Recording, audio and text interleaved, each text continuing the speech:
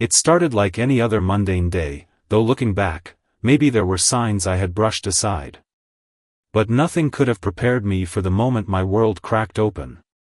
My phone buzzed as I sat in my car outside the office. It was Emily, our 8-year-old daughter, her tiny voice trembling. "Daddy," she whispered, "Mommy said not to call you. But there's a man here, he's not you." My stomach twisted into a knot. "What do you mean, sweetheart?" I asked, trying to keep my voice calm. Before Emily could answer, the line was snatched away. A shrill voice blared through the phone, so loud I had to pull it away from my ear. "Get back home, you damn bastard," screamed Karen, my wife of 10 years. The venom in her tone was foreign, and for a moment, I felt like I was speaking to a stranger. "Put Emily back on the phone, Karen." "Oh no," she snapped, her voice laced with mockery.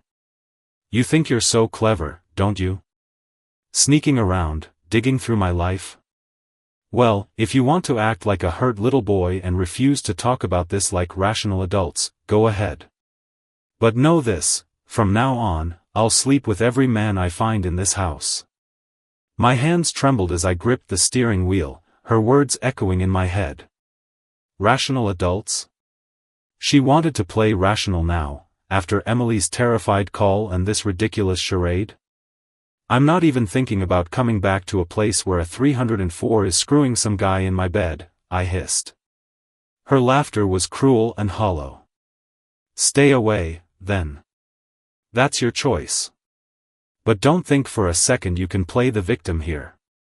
Before I could respond, the line went dead. I sat in stunned silence, the image of Emily's frightened face burning into my thoughts. Karen's words replayed in a loop, each syllable like a dagger. I pulled into the nearest parking lot, my mind racing. If I walked into that house now, I wasn't sure what would happen. My temper was boiling over, but I needed clarity, not chaos. That's when I remembered the private investigator I'd reluctantly hired a month ago.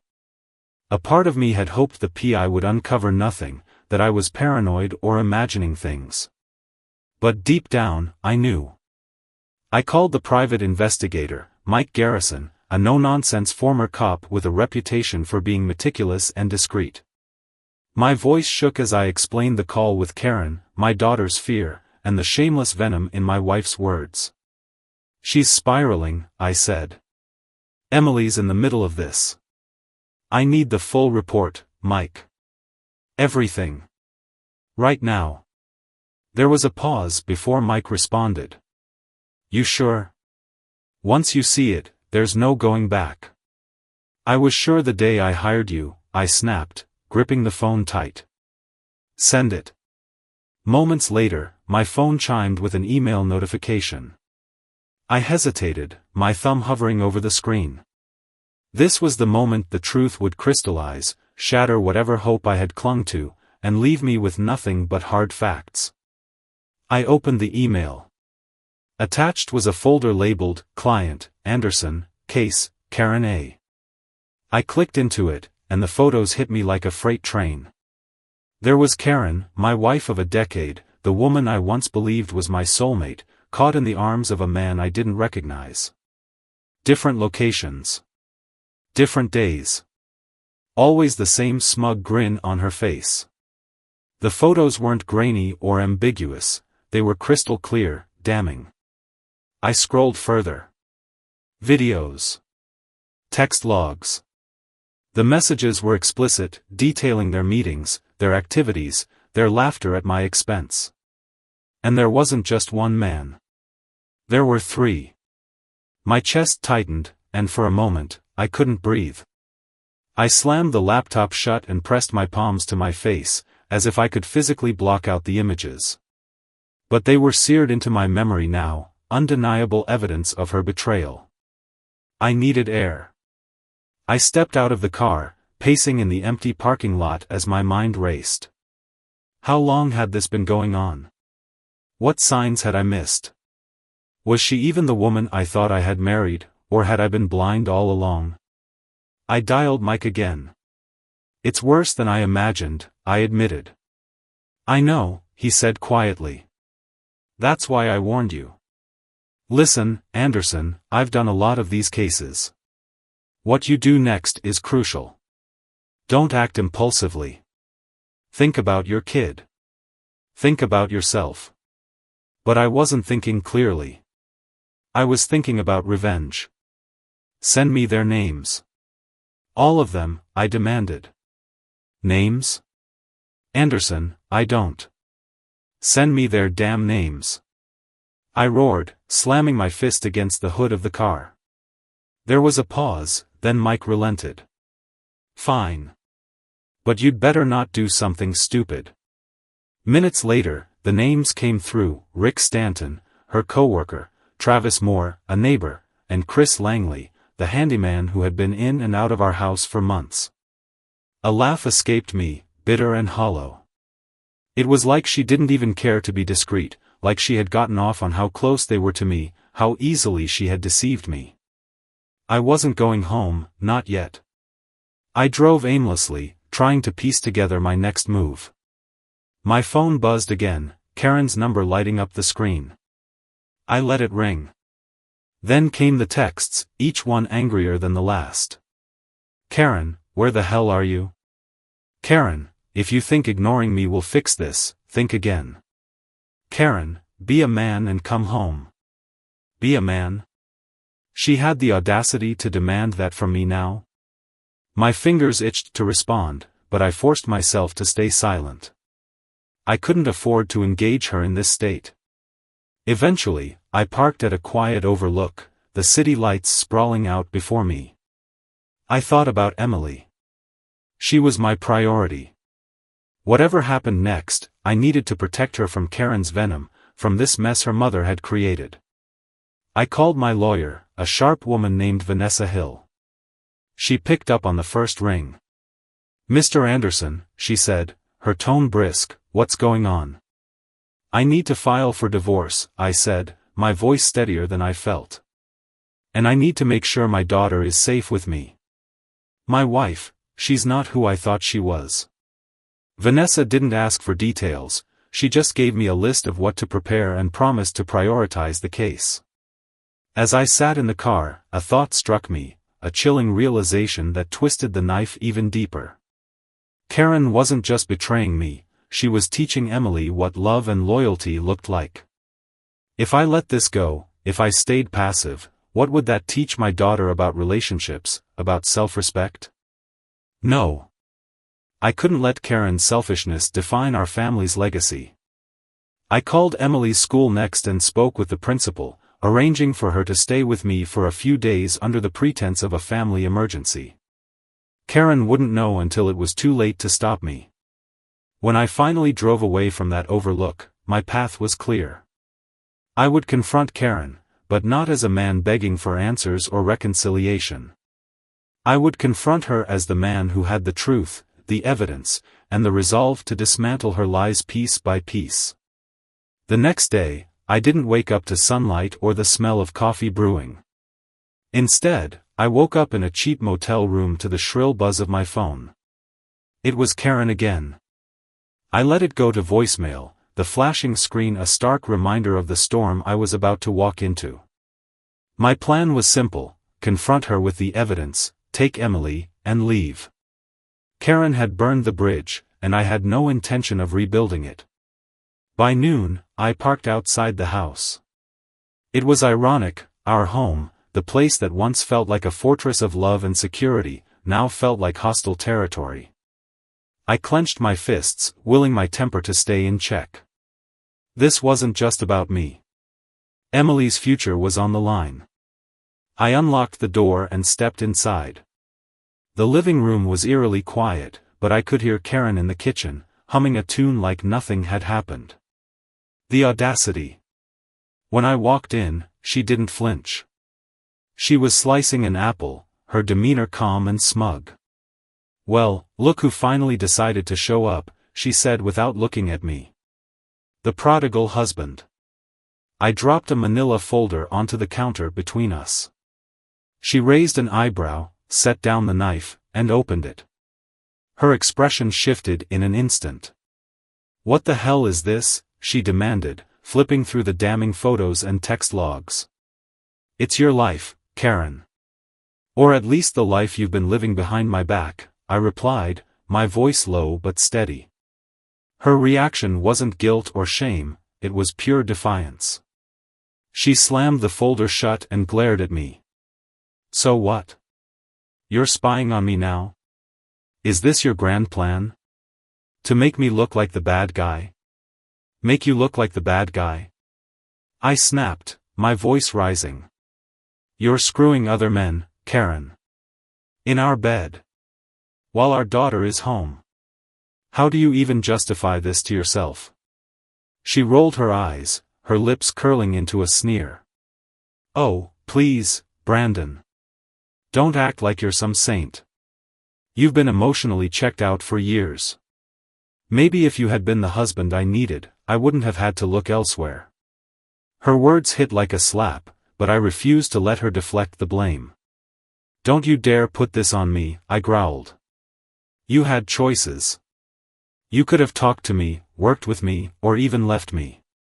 But no, you chose to lie and cheat. You chose this."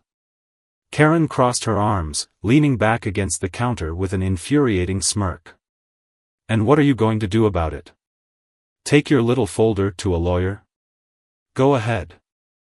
See how far that gets you." I stared at her, disbelief coursing through me. Was this really the woman I had loved? The mother of my child? "I'm done talking," I said finally. "This isn't about you anymore. It's about Emily." At the mention of our daughter's name, Karen's smugness faltered. "Emily? What about her? She's staying with me from now on.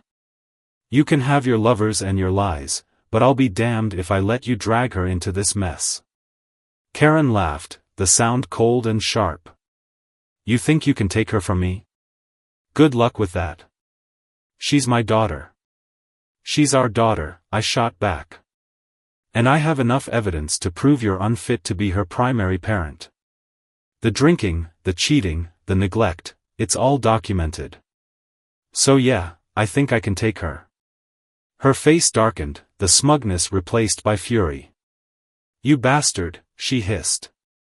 "You think you can waltz in here, wave some papers around, and take everything from me? You're pathetic." "Maybe," I said, stepping closer, "but at least I can look my daughter in the eye and tell her I fought for her, that I protected her from your toxicity. Can you say the same?" Karen exploded then, hurling insults and threats, but I didn't stick around to listen. I walked past her to Emily's room. My little girl was sitting on her bed, clutching her favorite stuffed bear. Her eyes lit up when she saw me. "Daddy," she cried, running into my arms. I held her close, my resolve hardening. I wasn't just leaving for me, I was leaving for her. "We're going on a little trip, sweetheart," I told her, keeping my voice cheerful. "Just you and me." "Really?" she asked, her face brightening. "Really," I said, glancing at Karen, who was now standing in the doorway, seething. "You're not taking her anywhere," Karen spat. I ignored her, grabbing a bag and packing a few of Emily's things. My lawyer had assured me I was within my rights to take her temporarily, given the circumstances. Karen could scream all she wanted, but she couldn't stop me. As I carried Emily out to the car, Karen followed us, yelling. "You're making a mistake, Brandon. You'll regret this." I buckled Emily into her seat and turned to Karen one last time. "The only mistake I made was trusting you." Before she could respond, I got into the car and drove away, leaving her standing in the driveway, her screams fading into the distance. As we drove toward the safety of my parents' house, Emily chattered about her stuffed animals and school projects, blissfully unaware of the storm raging behind us. I listened, nodding and smiling, but my mind was elsewhere. Karen had underestimated me, but she wouldn't make that mistake again. This wasn't over, not by a long shot. She wanted a fight? She was about to get one. I glanced at Emily in the rearview mirror, her innocent face a reminder of why I couldn't afford to lose. The drive to my parents' house felt both liberating and suffocating. On one hand, I was finally taking a stand. On the other, I knew Karen wouldn't let this go without a fight. As Emily dozed off in the back seat, clutching her stuffed bear, my mind raced through the implications of what I had done. By the time I pulled into my parents' driveway, my phone had blown up with missed calls and messages from Karen. I ignored them all. I wasn't ready to hear more of her manipulative venom. Instead, I focused on Emily, carrying her inside as she stirred, her sleepy voice asking if we were staying at Grandma and Grandpa's house. "Yes, sweetheart," I said softly, kissing her forehead. "Just for a little while." My mother, a sharp-eyed woman who could read emotions like an open book, took one look at me and Emily and knew something was wrong. She didn't ask questions, though. Not yet. After settling Emily into a guest room, I returned to the living room where my parents waited. My dad, stoic and dependable, sat quietly as my mom gestured for me to sit down. "What happened?" she asked, her tone gentle but firm. I told them everything, sparing no detail: Karen's infidelity, the evidence from the private investigator, the confrontation, and my decision to take Emily. My mother's face hardened as I spoke, her disapproval for Karen palpable. "And now?" my dad asked after a long silence. "Now, I fight for full custody," I replied. "I can't let Emily stay in that toxic environment. She's going to come after you," my mom warned. "Karen isn't the type to let this slide." "I know," I said, my jaw tightening. "Let her try." The next day, I met with Vanessa, my lawyer, to begin the process. She laid out the legal steps, from filing for divorce to building a case for sole custody. "Your evidence is solid," she said, flipping through the private investigator's report. "The infidelity, the neglect, it paints a clear picture of an unfit environment for Emily. But Karen's going to fight back, likely with accusations of her own. You need to be ready." "I'll do whatever it takes," I assured her. Vanessa gave me a look that was both reassuring and challenging. "Good. Because this won't be easy." As I left her office, my phone buzzed again. Another call from Karen. This time, I answered. "You kidnapped her," she screamed the moment I picked up. "You have no right to take Emily without my permission." "I didn't kidnap anyone," I said calmly. "She's my daughter too, and I have every right to protect her from the mess you've created." "You think you're the hero here?" she spat. "You're pathetic. You can't even keep your family together, and now you're trying to destroy what's left of it." I clenched my jaw, forcing myself to stay calm. "What's left of it was destroyed the moment you brought other men into our lives, Karen. Don't put this on me. You'll regret this," she said coldly before hanging up. Karen's threats didn't take long to materialize. The next morning, a process server showed up at my parents' house with papers, a petition for joint custody and a counter-accusation of emotional abuse. I laughed bitterly as I read through her claims. Emotional abuse? From the woman who had screamed at me, mocked me, and treated me like an afterthought for years? I called Vanessa immediately. "She's trying to flip the narrative," I said, handing her the papers when we met. "That's typical in cases like this," Vanessa said, scanning the documents. "Don't worry. Her claims are weak. What matters is evidence, and you have plenty." But Karen wasn't stopping at legal tactics. Over the next few days, she began a campaign of manipulation and misinformation. She called mutual friends, painting herself as the victim, and spread lies about me abandoning her and Emily. Some friends reached out, confused and concerned, but most stayed silent, not wanting to get involved. The worst was when Karen showed up unannounced at my parents' house. It was late in the evening, and Emily was asleep when the doorbell rang. My dad answered, his face hardening as he saw Karen standing there, her arms crossed and her expression furious. "I'm here for my daughter," she said, trying to push past him. "You're not coming in," he said firmly, blocking the doorway. "Brandon," she yelled, her voice carrying through the house. I stepped into the hallway, keeping my distance. "Emily is asleep," I said calmly. "If you want to see her, we can arrange a supervised visit. But you're not taking her tonight." Karen's face twisted with anger. "You're poisoning her against me, aren't you? Telling her lies about her own mother?" "She doesn't need lies, Karen," I replied. "The truth is damning enough." She lunged forward, but my dad held his ground, his voice booming. "You need to leave, Karen, or I'm calling the police." For a moment, she seemed to consider pushing her luck. Then, with a frustrated scream, she turned on her heel and stormed back to her car. As the taillights disappeared down the driveway, my dad turned to me. "You did the right thing, son. Don't let her bully you." I nodded, though my chest felt heavy. This wasn't just a fight for custody anymore, it was a war, and Karen was playing dirty. But I wasn't backing down. For Emily, I'd fight until there was nothing left of me. Karen's attempt to show up at my parents' house was a desperate move, and it only steeled my resolve. I had underestimated her vindictiveness, but now I understood how far she was willing to go to maintain control. The gloves were off. The following morning, Vanessa called me with news. Karen's legal team just submitted a petition for immediate joint custody, she said, her tone calm but urgent. "She's claiming you're withholding Emily without cause." "I'm not surprised," I said. "What's our next move?" Vanessa's voice sharpened. "We fight. I've already drafted a response detailing the neglect and the environment Emily's been exposed to under Karen's care. You need to prepare for a court hearing. Karen will try to paint you as the unstable parent.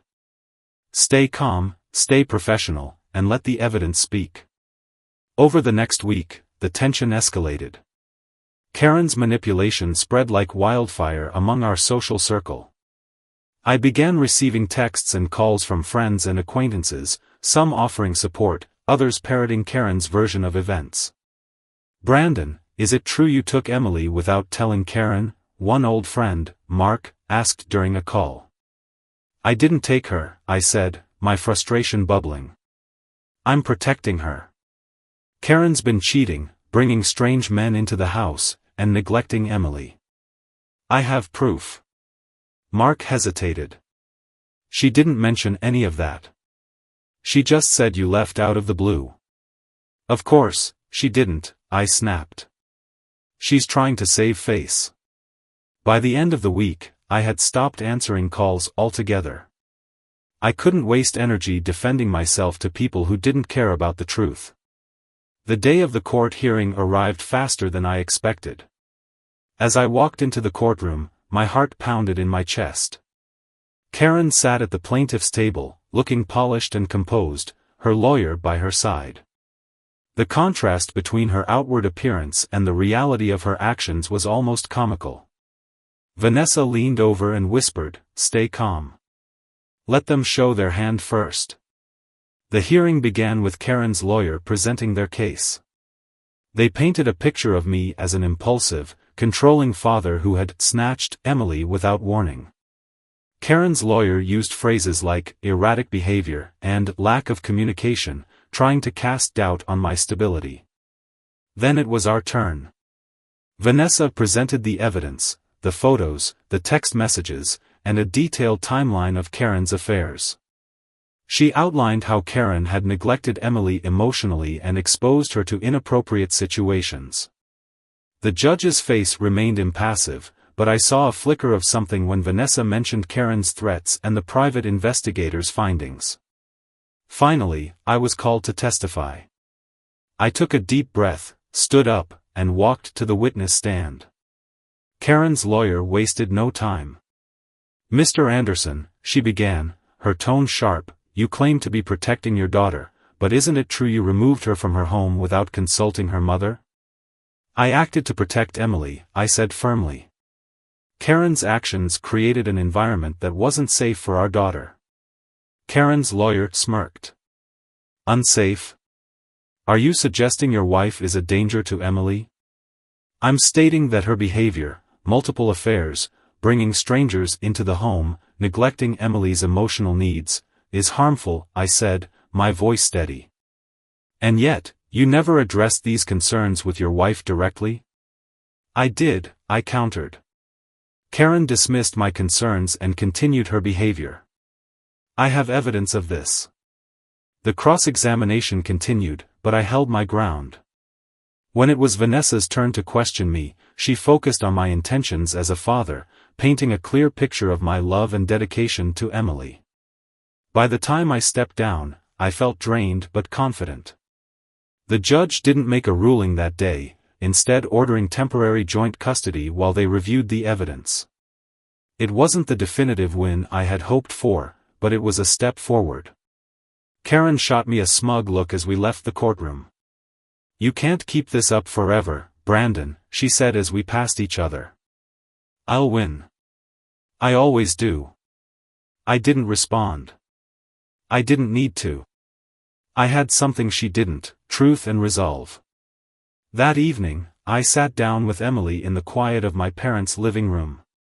She was drawing on the floor, her stuffed bear beside her. Sweetheart, I said, sitting down beside her, how are you feeling about everything? She looked up at me, her wide eyes serious. I miss Mommy sometimes, she admitted. But I like being with you, Daddy. My heart clenched. You'll always be with me, I said, stroking her hair. Is Mommy mad at you? She asked, her little voice hesitant. I paused, searching for the right words. Mommy and I don't agree on some things right now, I said carefully. But we both love you very much. That will never change. Emily nodded, seeming satisfied with the answer. She went back to her drawing, humming softly. Later that night, I stared at the ceiling, replaying the day's events in my mind. Karen's smugness, the courtroom tension, Emily's innocent questions, it was all swirling in my head. I had come too far to back down now. Karen's lies and manipulation were unraveling, and I wasn't going to stop until Emily was safe and our lives were free from her chaos. This wasn't just about winning custody anymore. It was about rebuilding a life for Emily and me, a life built on honesty, love, and stability. Karen had underestimated me. She thought her games and her lies would break me. But she was wrong. The fight was far from over, and I was ready for whatever came next. A week passed, and I tried to focus on creating a semblance of normalcy for Emily. Mornings were filled with pancakes and cartoons, afternoons with trips to the park, and evenings with bedtime stories. But the tension in the air was palpable, a storm brewing just over the horizon. Karen, predictably, didn't sit idle. She played her cards with a level of spite I should have anticipated but still hadn't fully prepared for. It started small, nasty text messages filled with accusations and insults, which I ignored. Then came the social media posts, thinly veiled rants about deadbeat fathers and narcissists who can't handle strong women. Friends and acquaintances started picking sides, the drama spreading like wildfire.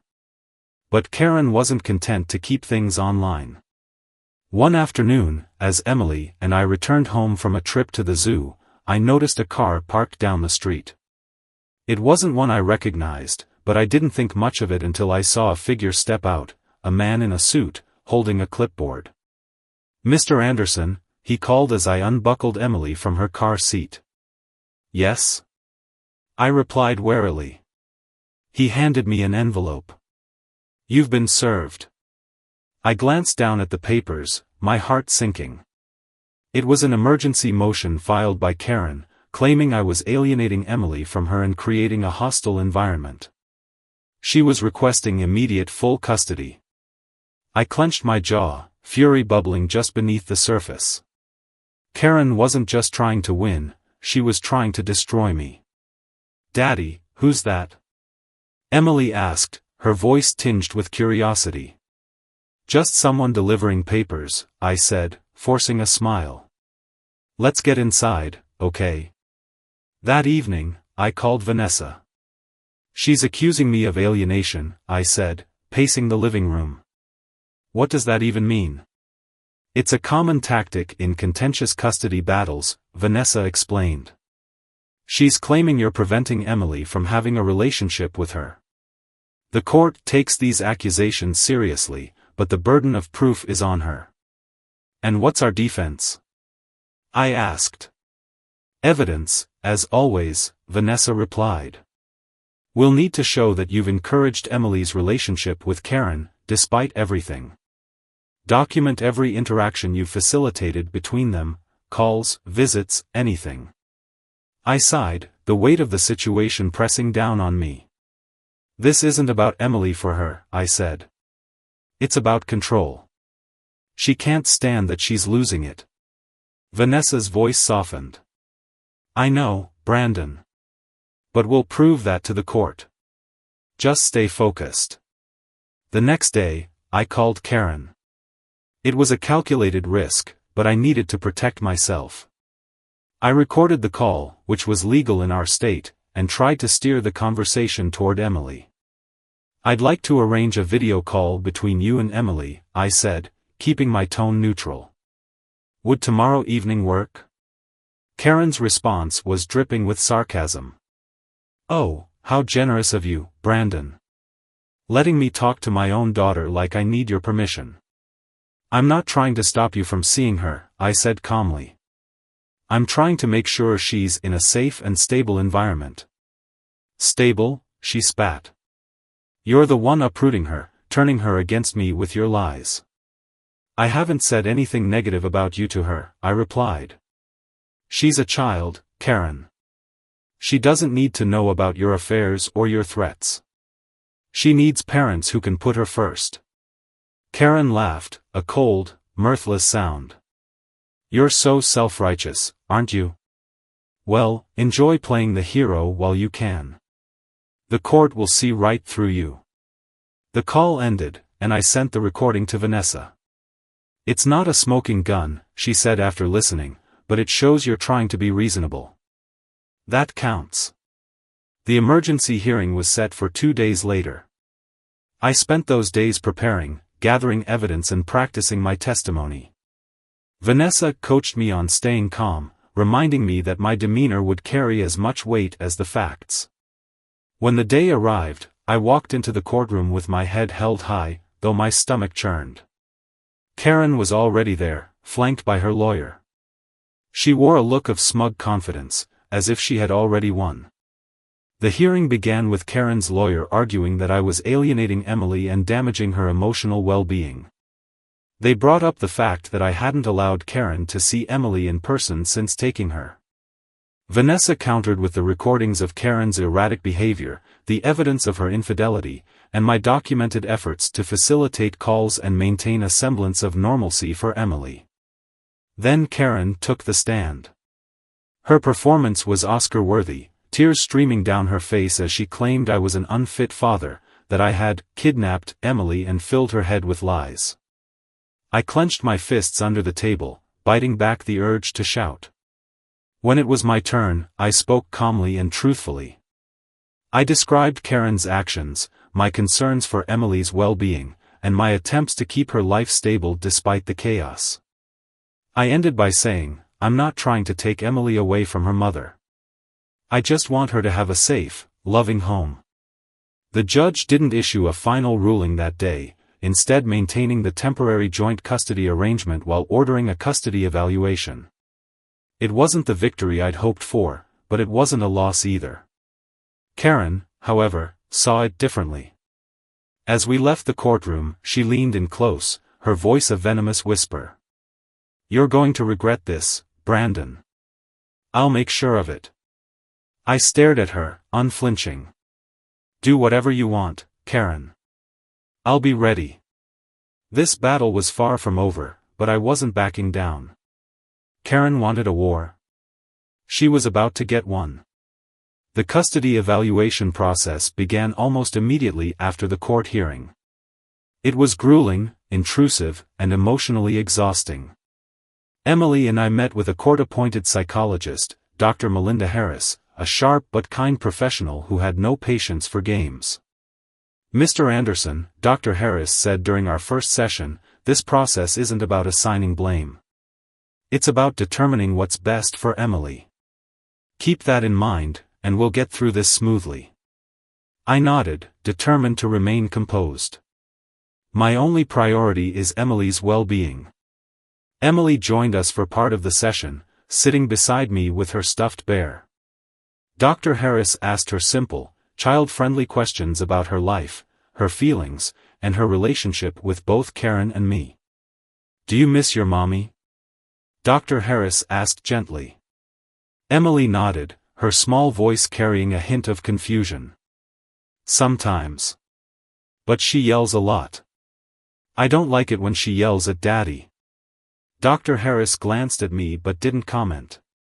Later, Dr. Harris asked me about my parenting philosophy, my concerns about Karen, and how I envisioned Emily's future.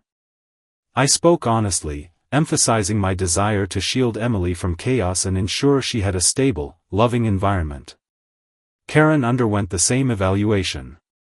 I wasn't privy to her sessions, but Vanessa warned me not to underestimate her ability to spin a narrative. "Karen knows how to manipulate," Vanessa said. "But evaluations like these are comprehensive. Dr. Harris will see through any facade." Still, doubt crept in. Karen's ability to twist the truth had always been her strength. Would the evaluator see her for who she really was? As the evaluation continued, Karen's behavior became increasingly erratic. She began showing up unannounced at my parents' house, banging on the door and demanding to see Emily. On one occasion, I had to call the police to have her removed. "She's spiraling," Vanessa said when I told her. "Document every incident. The court needs to see this pattern." Karen's antics didn't stop there. She began leaving angry voicemails, filled with threats and wild accusations. I saved every one of them, knowing they could be crucial later. One evening, Emily and I were playing a board game in the living room when my phone rang. It was Karen. Against my better judgment, I answered, putting it on speaker so I could document the call. "Brandon," she said, her voice slurred. "You think you're so clever, don't you? Playing the perfect daddy while you steal my daughter from me." "I'm not stealing anyone," I said evenly. "I'm protecting Emily from your behavior." "My behavior?" she sneered. "You're the one who abandoned your family, you selfish bastard. You think Emily won't hate you for this someday?" I glanced at Emily, who was thankfully too engrossed in the game to notice the tension in my voice. "Karen, if you want to have a civil conversation, I'm willing to talk.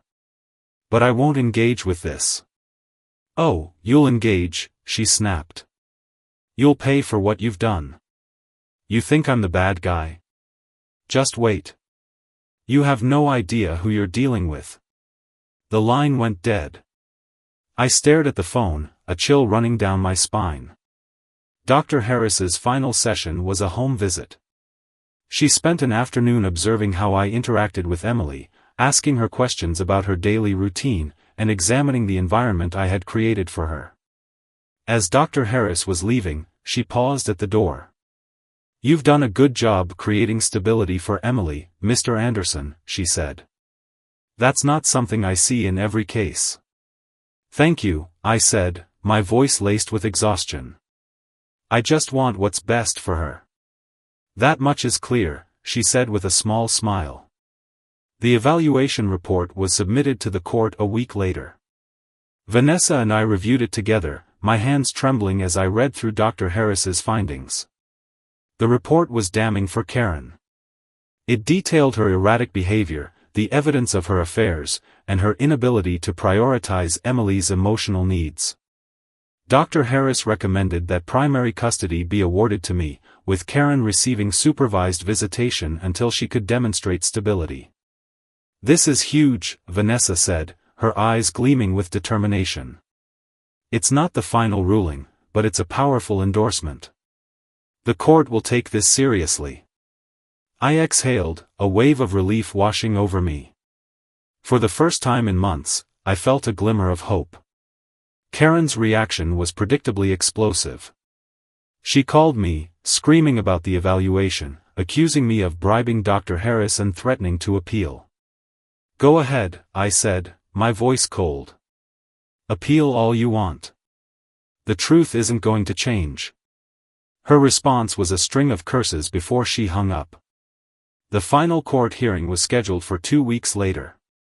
In the meantime, Karen's behavior became increasingly desperate. She posted inflammatory messages on social media, claiming I was brainwashing Emily and using the court system to destroy her. I didn't engage. I focused on preparing for the hearing and supporting Emily through the chaos. One evening, as I tucked her into bed, she looked up at me with wide, innocent eyes. "Daddy, are we going to be okay?" I hugged her tightly, my heart breaking at the weight of her question. "We're going to be just fine, sweetheart. I promise." As the hearing approached, I knew the battle wasn't over. Karen would throw everything she had at me, but I was ready. This wasn't just about winning a case, it was about securing a future for Emily. The day of the final court hearing arrived, bringing with it a mix of dread and determination. Emily spent the morning at my parents' house, blissfully unaware of the significance of the day. I stood in front of the mirror, adjusting my tie, trying to calm the storm of nerves in my chest. "Today's the day," I whispered to my reflection. "For Emily." When I arrived at the courthouse, Vanessa met me in the hallway. "You ready?" she asked, her voice steady. "As ready as I'll ever be," I replied. We stepped into the courtroom. Karen was already there, seated beside her lawyer, her face a mask of defiance. She didn't look at me, but I could feel the venom radiating from her. This was her last stand, and I knew she would pull out every trick she had left. The proceedings began with opening arguments. Karen's lawyer painted her as a loving mother who had been unjustly vilified and robbed of her role in Emily's life.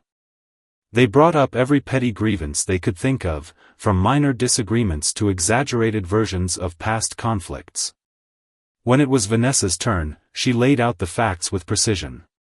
The affairs, the neglect, the volatile behavior, it was all presented with unflinching clarity. Vanessa emphasized the findings of the custody evaluation, which supported awarding me primary custody. Then it was time for witness testimonies. Karen took the stand first. Her tears were immediate, her voice cracking as she spun a tale of a devoted mother wronged by a vindictive husband. She spoke about how much she missed Emily, how hard she had tried to keep the family together, and how unfair it was that I had turned Emily against her. I watched her performance in silence, my jaw tight. It was almost impressive how easily she could twist the truth, weaving a narrative that bore no resemblance to reality. When my turn came, I walked to the stand, my mind focused on one thing, Emily. I spoke honestly about my concerns for her well-being, about Karen's erratic behavior, and about my efforts to create stability in Emily's life. I refused to stoop to Karen's level of dramatics, keeping my tone calm and my words measured. "Emily deserves a safe, loving environment," I said, meeting the judge's eyes. "That's all I've ever wanted for her." The final piece of evidence was a recording of one of Karen's drunken voicemails. As the courtroom listened to her slurred threats and insults, I saw the judge's expression harden. It was a stark contrast to the composed, victimized image Karen had tried to project. Karen's lawyer tried to downplay it, claiming it was taken out of context, but the damage was done. The judge wasn't buying it. After closing arguments, the judge retired to deliberate. The room was heavy with tension as we waited. I avoided looking at Karen, focusing instead on Vanessa, who gave me a reassuring nod. When the judge returned, the courtroom fell silent. After reviewing the evidence and testimony, the judge began, it is clear that the child's best interests must be prioritized above all else. Therefore, primary custody is awarded to Mr. Anderson, with supervised visitation granted to Ms. Anderson. Furthermore, Ms. Anderson is required to undergo counseling and parenting classes before any changes to this arrangement will be considered. The words hit me like a wave. I had won. Emily was safe. Karen's gasp broke the silence. She shot to her feet, her face contorted with rage. "This is ridiculous," she shouted. "He manipulated everyone, he's the one who's unfit, not me." The judge banged the gavel. "Ms. Anderson, sit down, or you will be removed from this courtroom." Karen's lawyer tried to calm her, but she stormed out, slamming the courtroom door behind her. The sound echoed, a final note of her defeat. After the hearing, Vanessa and I walked outside. I felt a mixture of relief and exhaustion, the weight of the past months finally lifting. "You did it," Vanessa said, smiling. "Emily's going to be okay." "Thanks to you," I replied. "I couldn't have done this without your guidance." She shook her head. "You fought for your daughter. That's what made the difference." When I returned to my parents' house, Emily ran to me, her face lighting up with joy. I picked her up and hugged her tightly, tears pricking my eyes. "Are you okay, Daddy?" she asked, her small hands on my cheeks. "I'm perfect," I said, kissing her forehead. "And so are you." That night, as I tucked her into bed, she looked up at me with her big, trusting eyes. "We're going to be happy, right, Daddy?" I smiled, my heart full for the first time in months. "Yes, sweetheart. We're going to be very happy." Epilogue. The months that followed were a time of healing and rebuilding. Karen's visits with Emily were sporadic and tense at first, but over time, they became more manageable. Counseling seemed to help her, though I remained cautious. As for me, I focused on being the best father I could be. I threw myself into creating a life for Emily where she felt loved, secure, and free from the chaos that had once defined our family. The experience had changed me. I had learned that strength doesn't come from avoiding conflict but from facing it head-on for the sake of those you love. I had also learned the importance of boundaries, of standing firm against toxicity, no matter how deeply it's rooted. If I could offer advice to anyone facing betrayal and turmoil, it would be this: know your worth. Fight for what matters. And never let someone else's darkness extinguish your light. Emily and I had found our light again. And this time, it was brighter than ever. "Pack your things. You need to get out," she said, her voice cold, eyes locked on mine like I was a stranger. Ashley stood there holding the designer suitcase I'd gifted her last Christmas, the same one she packed now to chase another man. Behind her, her parents Jim and Carol sat by the fireplace, sipping wine and smiling. I was still holding the receipt from the bank, proof that I'd just cleared $215,000 of their debt. Wiped it clean. For her. For them. And this was the thank you. "I have someone else now," she added, adjusting her hair like this was just another Tuesday. "Someone better." Better? I looked at her in disbelief. This woman who used to cry in my arms when she thought she wasn't enough. This woman who I defended in front of everyone. This woman who let me bleed out emotionally while she played house with another man behind my back. And now, with the papers signed, the debt erased, and my loyalty torn to pieces, she was kicking me out? Jim raised his glass toward me like he was toasting at a wedding. "No hard feelings, son. It's just life." I laughed. Not because it was funny, but because it was too insane not to. You could hear the crack in my voice as I said, "You forgot something." Ashley blinked. "What?" My smile widened, but there was no warmth in it anymore. "Just war. That house you're standing in. The one you brought your better man to last weekend while I was at the lawyer's office finalizing your parents' freedom. That house is mine." Silence. I stepped forward slowly, placed the house keys and the car keys on the marble table like chips in a game I already won. "I already signed the divorce papers. You just didn't know it yet. And your better man? The guy from your yoga class." I chuckled. "He's married. And his wife just sent me the photos." Ashley's lips parted, but no sound came out. I turned to Jim and Carol, who were suddenly a lot less cheerful. Enjoy your freedom. It cost me a fortune, but at least now, I know who I was really married to. Then I walked out, leaving behind the wreckage they thought was my life. They had no idea. That was just the beginning. A week earlier, if you had asked me if Ashley would ever betray me, I would have laughed in your face. She was the kind of woman who knew how to cry just enough to seem honest. The kind who said, "You're the only man who ever made me feel safe," while looking you straight in the eyes and lying through her perfect teeth. I started noticing changes 6 months ago. Nothing dramatic, just small things. The way she stopped reaching for my hand in public. The way she scrolled through her phone with a smirk at midnight and turned it face down when I walked by. And the scent. Not perfume, cologne. Expensive, masculine, and definitely not mine. I asked her once, softly, "You seeing someone?" She laughed so hard. She cried. Or maybe she cried so hard. She laughed. "Are you serious, Brandon? After everything we've been through?" And like a fool, I believed her. Because she was convincing. Because I wanted to believe her more than I wanted the truth. Then came the yoga. 3 nights a week. She'd come home sweaty and exhausted from hot yoga. I checked the class schedule once. Her name wasn't on the roster. None of the instructors recognized her name. So I followed her. That Friday night, I parked across the street from the studio and waited. She never showed. At 8:43 p.m., she pulled into a hotel parking lot with a man in a silver Range Rover. I couldn't see his face, but I saw his hand. It was on her thigh before they even reached the elevator. I sat there for 2 hours, gripping the steering wheel until my knuckles went white. I didn't cry. I didn't yell. I just went home and stared at the ceiling until morning. I didn't confront her then. I needed more. I needed to see the monster with my own eyes. So I played dumb. Cooked dinner. Did laundry. Even massaged her feet while she texted him under the table. It was sick, but I needed her to feel safe, so she let her guard down. And she did. She left her iPad on the kitchen counter one night. Unlocked. Open to her messages. There it was. Their entire twisted fairy tale. Photos. Voice notes. Her calling him daddy. Him calling her my prize. I listened to her moan through the speaker as she whispered to him. "He's too good. Too kind. You make me feel alive." Alive? I had just signed the bank documents that morning. Cleared every cent of her parents' debt. I thought I was giving her a new life.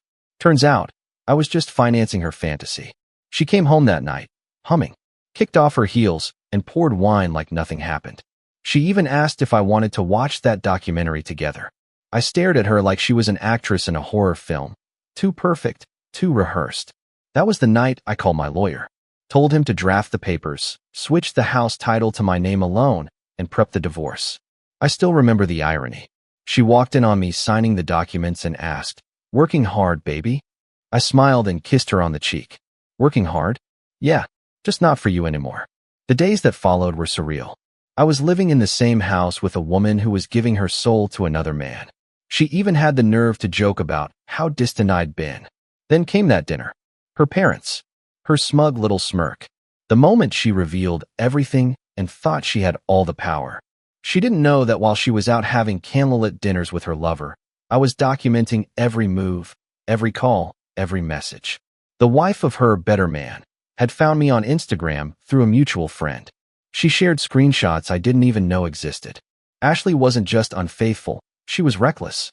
So when she screamed, "I've got someone else now, someone better," she really believed it. Until I said, "You forgot something." And now, the cracks were starting to show. Because the game had just begun. The next morning, the silence in the house was thick. Ashley didn't sleep in our bed. I could hear her pacing around the guest room, talking on the phone with someone, probably him. She whispered and giggled like a teenager hiding from her parents. I sat in the kitchen, sipping coffee like I hadn't just watched the woman I married blow up our life with a smirk. My phone buzzed. Another message from Derek's wife. Her name was Melissa. She'd sent me a voice recording this time. I hit play. Ashley's voice came through, sultry and cruel. Brandon's boring. Always doing the right thing. Always taking care of us. I feel like I'm drowning in his goodness. I need danger. I need chaos. I leaned back in my chair. Funny. I never thought my kindness would be the reason someone left. I thought being solid made me a man. Turns out, in her world, being reliable made me invisible. By noon, She tried to act normal. Walked into the kitchen in a silk robe like nothing happened. Poured herself orange juice and said, "We need to talk." I didn't look at her. "No, we don't." Her eyes narrowed. "I think we should do this like adults." "Is that what you and Derek are? Adults?" I asked calmly, still not looking at her. She tensed. "You've been snooping?" I laughed. "You left the evidence all over the house like confetti." "I didn't have to snoop. You wanted me to find it." She crossed her arms, trying to hold her ground. "I'm not going to apologize for wanting more." "No one asked you to," I said. "Just don't pretend you were ever honest about it." "Brandon, be real," she snapped. "You weren't even emotionally present. You cared more about fixing everyone else's problems than seeing how dead our marriage was." I turned to her then, finally locking eyes. "I cleared your parents' debt. I kept this house. I planned our anniversary while you were in a hotel room calling another man daddy. So tell me, when exactly was I not present?" She opened her mouth, then closed it. She had no comeback, just silence and that same entitled expression that used to make me weak, but now made me sick. Then she smiled again, that fake smile that tried to look like power. "You know what? Fine. Maybe I wasn't perfect. But Derek makes me feel alive. He listens to me. He makes me feel like a queen. And I don't have to babysit him emotionally like I did with you. You'll feel like a queen for as long as he lets you," I said. "Until you're not shiny anymore." "Then what?" She stepped closer, smug. "He already told me he's leaving his wife. We're going to Bali next month." I shook my head slowly. "You mean the wife who's been recording your calls and forwarding them to me? The one who filed for custody yesterday?" "Yeah, I'm sure Bali's going to be a blast." For the first time, her face cracked. "You're lying." I slid my phone across the counter. "Press play." She hesitated, then picked it up. I watched her lips go pale as Melissa's voice echoed. "Your little trophy just cost you everything, Derek." I hope she was worth it. Ashley stared at the screen, then at me. "Why would you do this?" "Because I'm done being the good guy who gets walked on." She dropped the phone and walked out of the room. That was the beginning of the unraveling. She stopped smiling, stopped mocking me. She stayed in the guest room, barely spoke, barely ate. She was waiting for Derek to call, but he didn't. 3 days later, I found her sitting on the floor of the bathroom, robe loose, mascara smudged. "He's gone," she whispered. I didn't answer. She looked up at me, eyes hollow. "What now?" Now you pack." But I didn't say it. I just turned and walked away. That silence I left her in, that was mine. She earned every second of it. She moved out 3 days later. No fight, no final scene. Just quiet boxes and the sound of hangers clanking as she pulled her dresses from our closet. The same closet I built shelves into with my own hands, back when I still believed in building a life with her. I didn't help her.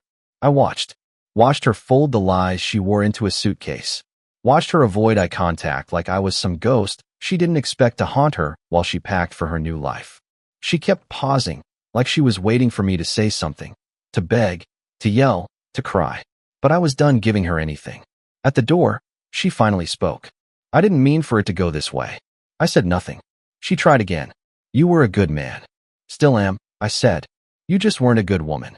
Her face twitched. She hated being held accountable. Always had. When she closed the door behind her, it didn't feel like closure. It felt like a new chapter starting without her. Lighter, colder, cleaner. But that didn't mean I didn't feel the storm inside. At night, it would hit hard.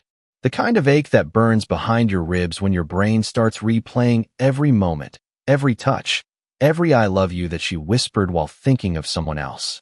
I'd walk around the house like I was trying to wake up from a coma. This wasn't just betrayal. It was identity theft. She didn't just cheat. She rewrote who we were. And I had to figure out if any of it had ever been real. One night, I found our wedding album while cleaning. I stared at the photos. Her eyes in those pictures, full of something. Maybe it was real. Maybe she just didn't know how to love. Or maybe she loved who I was in theory, stable, dependable, her safety net, until someone flashier came along. I burned the album in the fireplace, page by page, smiling faces melting into ash. I didn't cry. I'd spent my tears already, in the silent hours of that first week, when the bed was too big, the house too quiet, and every drawer had some ghost of her left behind. A hairpin, a receipt, a forgotten sock. But eventually, the ache stopped screaming. I started sleeping again. I got back to the gym, picked up old habits I'd let die during our marriage. Piano, running, Hell, even cooking just for me. There's a strange power in reclaiming things you once gave up for someone who didn't deserve the sacrifice. Then came the text. From her. One line, "Can we talk?"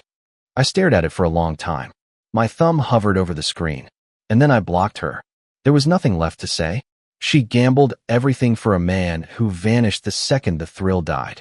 I don't know if Derek went back to his wife or moved on to another side piece. But Ashley? She lost everything in one move.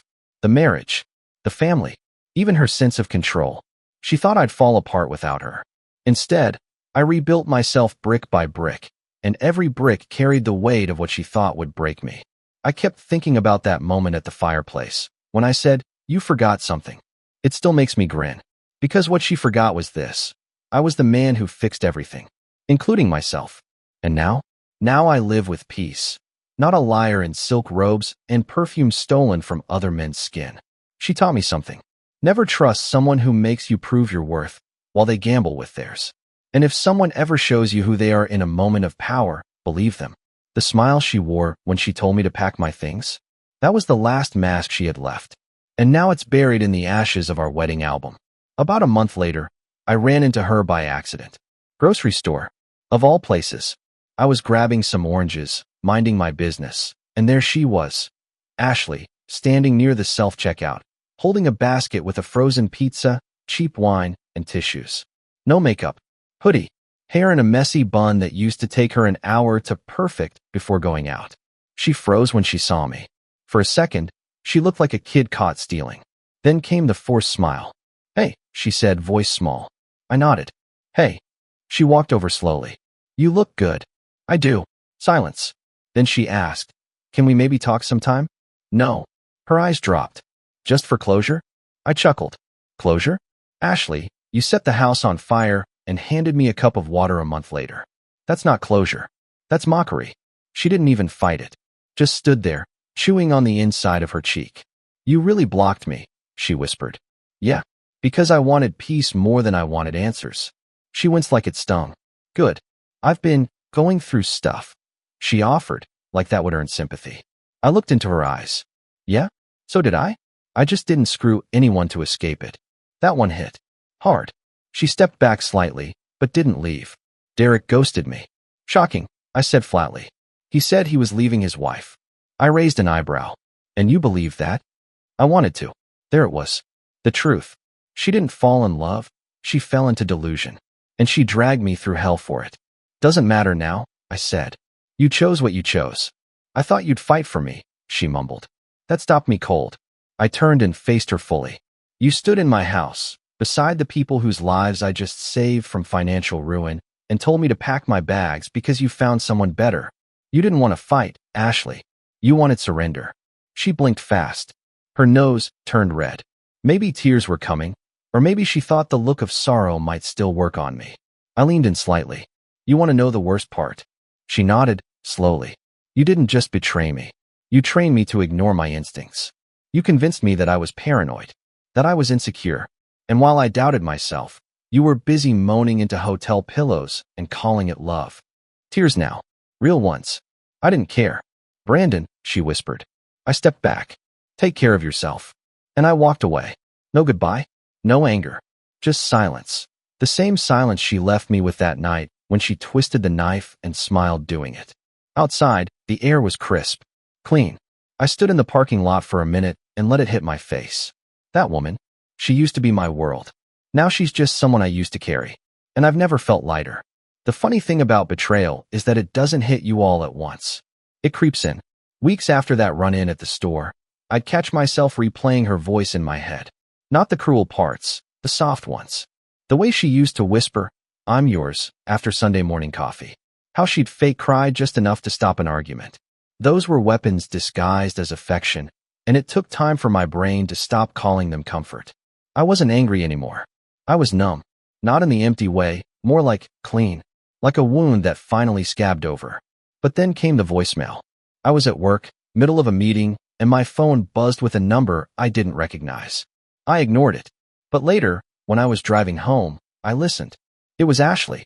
Her voice was shaky, not the seductive, sugar-dipped tone she always used when she wanted something. This was raw. "Brandon." I don't even know if you'll listen to this. I'm not doing well. I'm living at my aunt's place. I've lost everything. Derek's back with his wife. My parents won't look me in the eye. I think I messed up worse than I even realize. I wish I could go back. Click. That was it. No apology. Just a mess of regret with no ownership. I didn't respond. I couldn't. Because I knew what would happen if I did. She'd pull me back into her spiral. She wasn't reaching out because she missed me. She was reaching because she had nowhere else to land. But 2 days later, she showed up. At my doorstep. Hoodie again. No makeup. A different woman from the one who used to strut through that same door like she owned the world. I didn't invite her in. I just want 5 minutes, she said, hugging herself like the wind could hurt her. You've had 5 years, I said. And you wasted them. She stepped closer. You were the best thing that ever happened to me. I see that now. Too late. I didn't know how to love you then, she said, voice cracking. But I've changed. No, Ashley, I said calmly. You've been changed. By consequences. Not by growth. She looked at me like I'd slapped her. So that's it. After everything? After all we had? What we had died the night you looked me in the eye and told me to leave my house because you'd found someone better. Tears again. More dramatic this time. She reached for my hand. I didn't flinch. I didn't grab it either. I hate who I've become, she whispered. So do I. I shut the door. This time, the silence wasn't heavy. It was perfect. That hollow space she left behind had finally filled. Not with someone new, not with revenge or rebound distractions. Just me. Me alone. Me enough. Later that night, I opened the old safe I hadn't touched in years, where I kept the first card she ever wrote me. I burned it in the sink, watched the words curl and vanish. And then I slept, for 10 hours straight, without dreams. That was the first night I felt free. A few weeks passed. No calls. No messages. No knocks at the door. It was like she finally understood. Or maybe she'd simply moved on to her next temporary savior. Either way, her silence was the loudest apology she'd never give. I kept living. My mornings were my own again. No forced smiles over burnt coffee. No pretending I didn't hear her phone buzzing at midnight. Just quiet. Peaceful, beautiful quiet. I started seeing a therapist. Not because I was broken, but because I didn't want to carry her damage into whatever came next. And God, the things I learned in those sessions. Like how I spent so much time trying to be enough that I didn't notice she never tried at all. How I mistook her drama for passion. How I convinced myself that love meant sacrifice, even when I was the only one bleeding. Healing wasn't a straight line.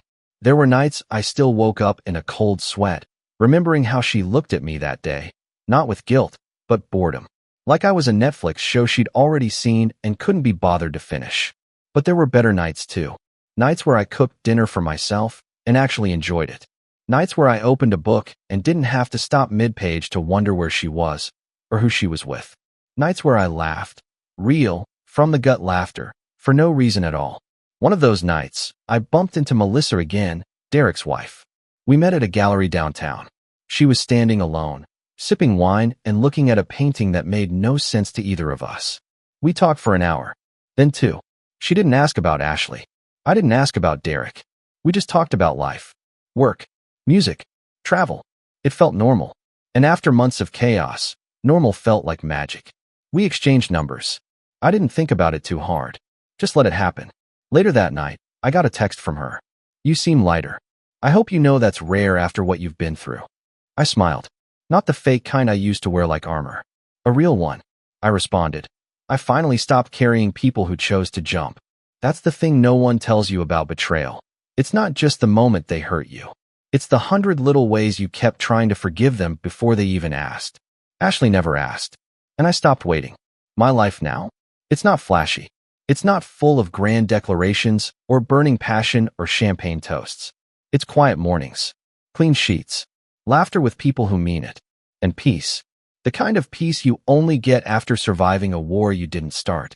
The kind that comes after fire, when you're left standing in the ashes, scarred but unshaken. And you realize, you didn't just survive. You won. I saw her one last time. 6 months after it all fell apart. I was grabbing a coffee before work. She was outside the cafe, sitting alone on a bench, staring into nothing.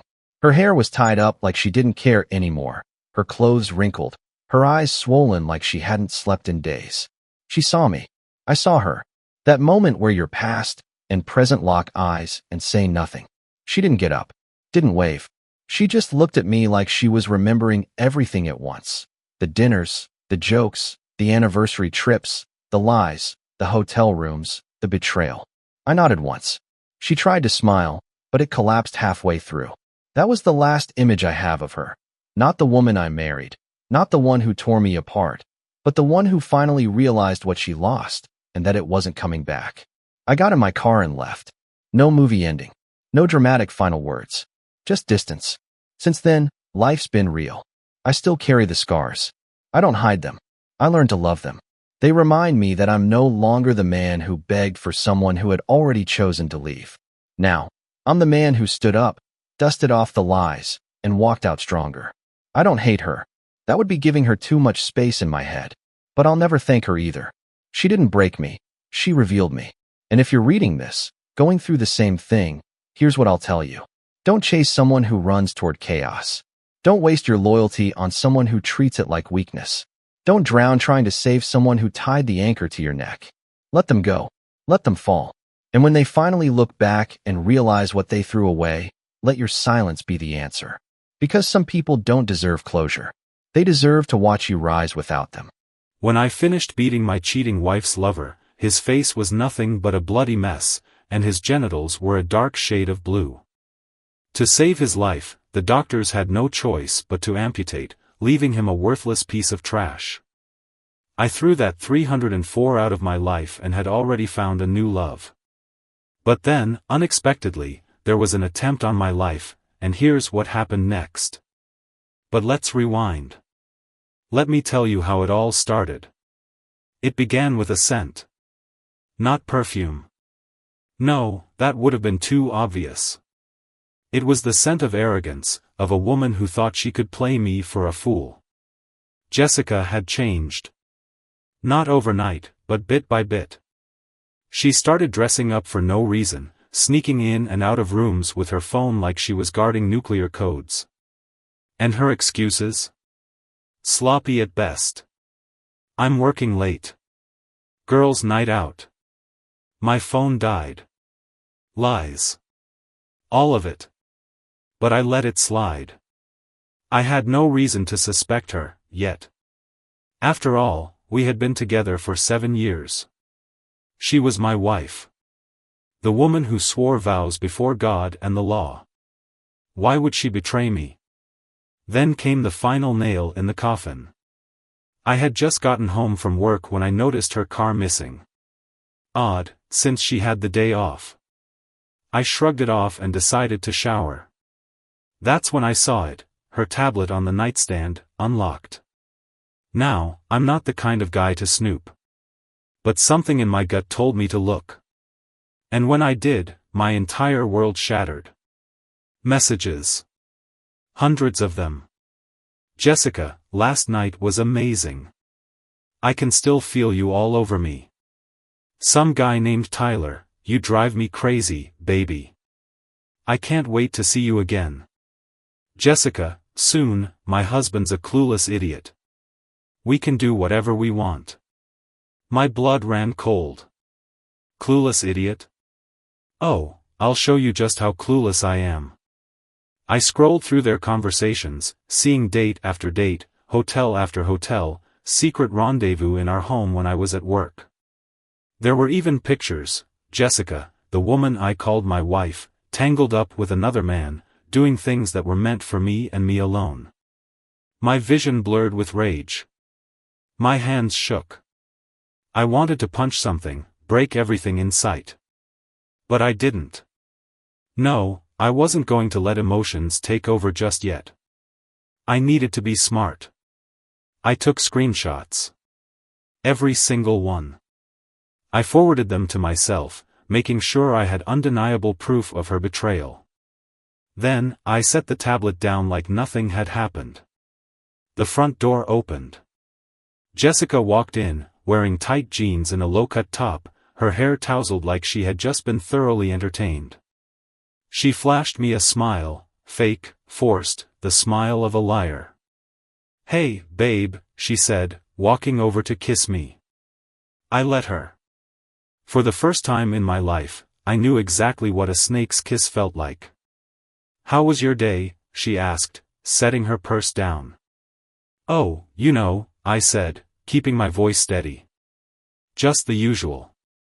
Work, meetings, and oh," I grinned. Catching my wife being a filthy, lying, cheating 304. Jessica froze. Her face went pale, her eyes darting around like a trapped rat. What are you talking about?" she stammered. I grabbed my phone, pulled up the screenshots, and shoved it in her face. "What the hell is this, Jessica?" My voice was dangerously calm, the kind of calm that comes before a storm. She gasped, covering her mouth. "Where did you get that?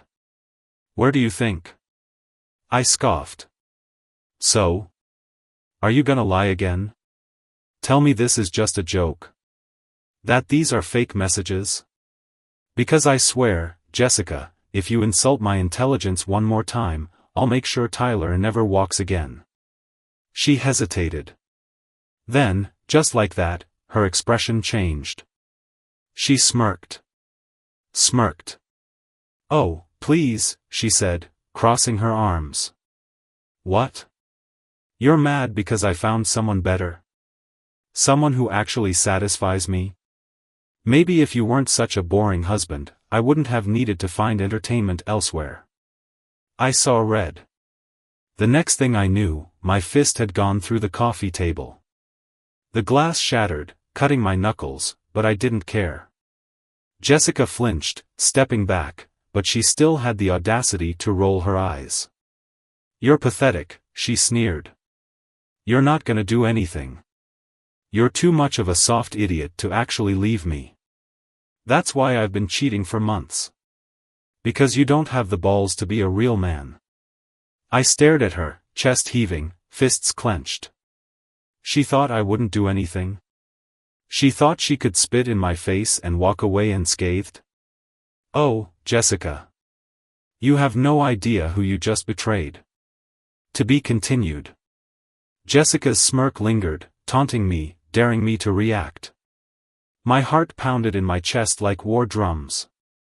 My whole body burned with rage, but my mind?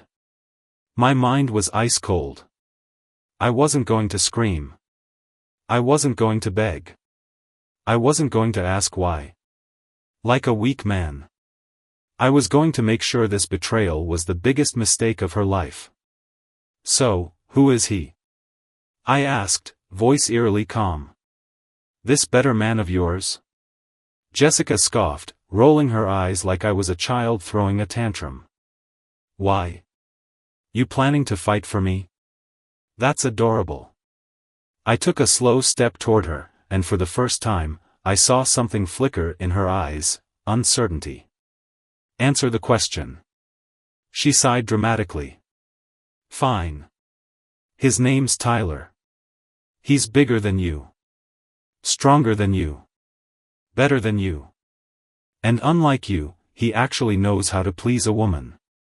My jaw clenched so hard I thought my teeth might crack. "Where is he now?" I asked, my voice dangerously steady.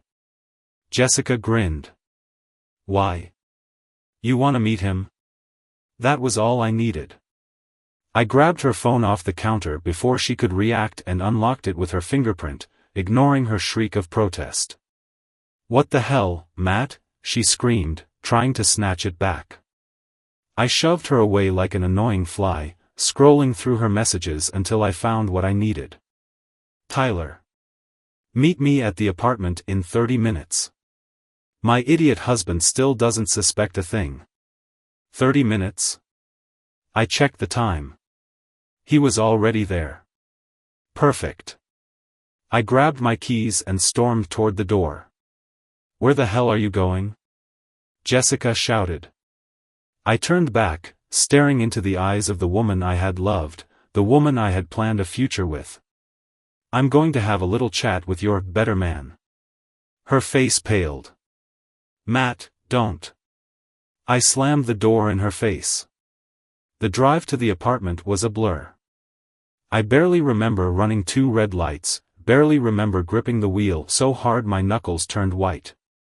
My only thought was Tyler. I wasn't just going to confront him.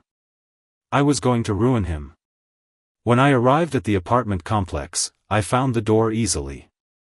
Jessica was stupid enough to let me see the address in their texts. I didn't knock. I kicked the door open.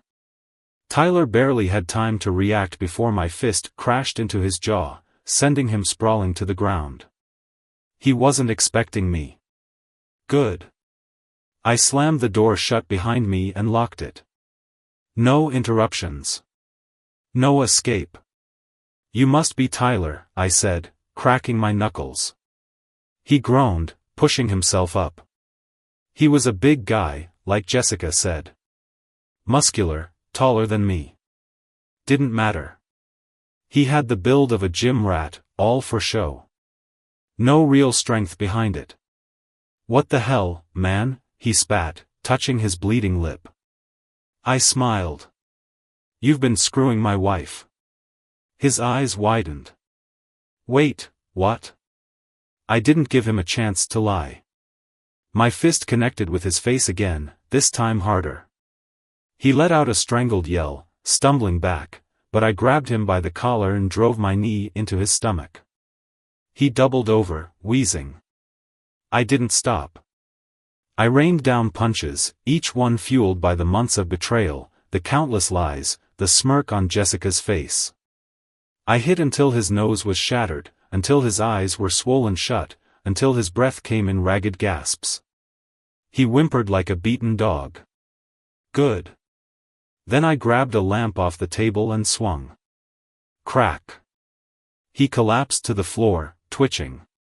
His face was nothing but a bloody mess, his features unrecognizable. But I wasn't done. I stepped forward, staring down at the pathetic excuse of a man who thought he could take what was mine. Then I lifted my boot. And stomped. Tyler screamed. Once. Twice. Then silence. I didn't stop until his groin was a ruined, pulpy mass of flesh and shattered bone. By the time I stepped back, his body was trembling, a wet, gurgling sound escaping his lips. I wiped the sweat off my forehead. You took something from me, I said, voice calm. So I took something from you. And then I left.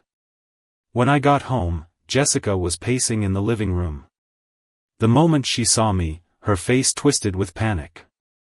Oh my God, Matt, what did you? I threw her phone at her feet. Tyler won't be seeing you again. She froze, eyes darting to my blood-stained knuckles. I watched as realization sank in. For the first time since this whole thing started, Jessica looked scared. And that was the best feeling in the world. She swallowed hard. You wouldn't. I took a slow step forward, and she took an instinctive step back. You think I'm weak, Jessica? I whispered. You think I wouldn't do anything? That I'd just roll over and cry while you humiliated me? She opened her mouth, but no words came out. I leaned in, my voice deadly soft. He won't be walking. Ever. Again. Jessica gasped, hands covering her mouth. Matt, you're a monster. I laughed. Actually laughed. I'm your monster, I said. And guess what? You're next. Jessica's face drained of color, her fake confidence cracking for the first time. Her mouth opened and closed, but no words came out. She had pushed me too far, and now she was seeing the version of me she never thought existed. Good. She should be afraid. She swallowed, glancing at the blood on my hands. You're lying. You wouldn't actually. I would, I said flatly. And I did. I watched her panic grow. She was realizing that this wasn't one of her stupid games anymore. The man standing in front of her wasn't the fool she had been playing for months. No, I was someone different now. You're insane, she whispered, stepping back. I should call the police. I took a slow step forward. Go ahead. She hesitated, eyes flicking to her phone. I laughed. Yeah. That's what I thought. You won't do it. You know why? She said nothing. Because if you call them, you have to admit to everything. I tilted my head, letting the silence suffocate her. Admit to cheating. Admit that your little lover won't be able to perform ever again. Admit that you pushed me to this. Jessica trembled, her lip quivering. I let the tension hang before finally stepping back. I'm leaving, I said, my voice colder than it had ever been. And you? You're nothing to me now. I walked toward the bedroom, ignoring the way she called after me. I needed to pack. Matt, wait. She grabbed my arm, but I ripped it away. Don't touch me. She flinched, stepping back like I had struck her. I opened the closet, grabbed a suitcase, and started throwing my things in. Clothes, documents, valuables, everything important. I was done with her. Jessica watched me in stunned silence, but then something changed. Her fear melted, and that nasty, nasty smirk returned. Oh, you think you're leaving? She scoffed, crossing her arms. No, Matt. I don't think so. I kept packing. You're not going anywhere, she continued, her voice dripping with venom. You think I care that you beat up Tyler? Please. I'll find another man by the end of the week. I zipped the suitcase. She sneered. And guess what? When I do, I'll make sure he's better than you in every way. I didn't react. I wouldn't give her the satisfaction. But then she took it a step further. You know what, Matt? I never even loved you, she spat. You were just convenient. A paycheck. A boring, predictable husband. I've been cheating for years, and you never even noticed. God, you're pathetic. I stopped. Slowly, I turned to face her. She had a smug look on her face, like she had won. But that look disappeared the second I smiled. Good, I said.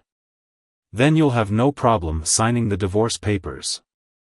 Her face twisted. Wait, what?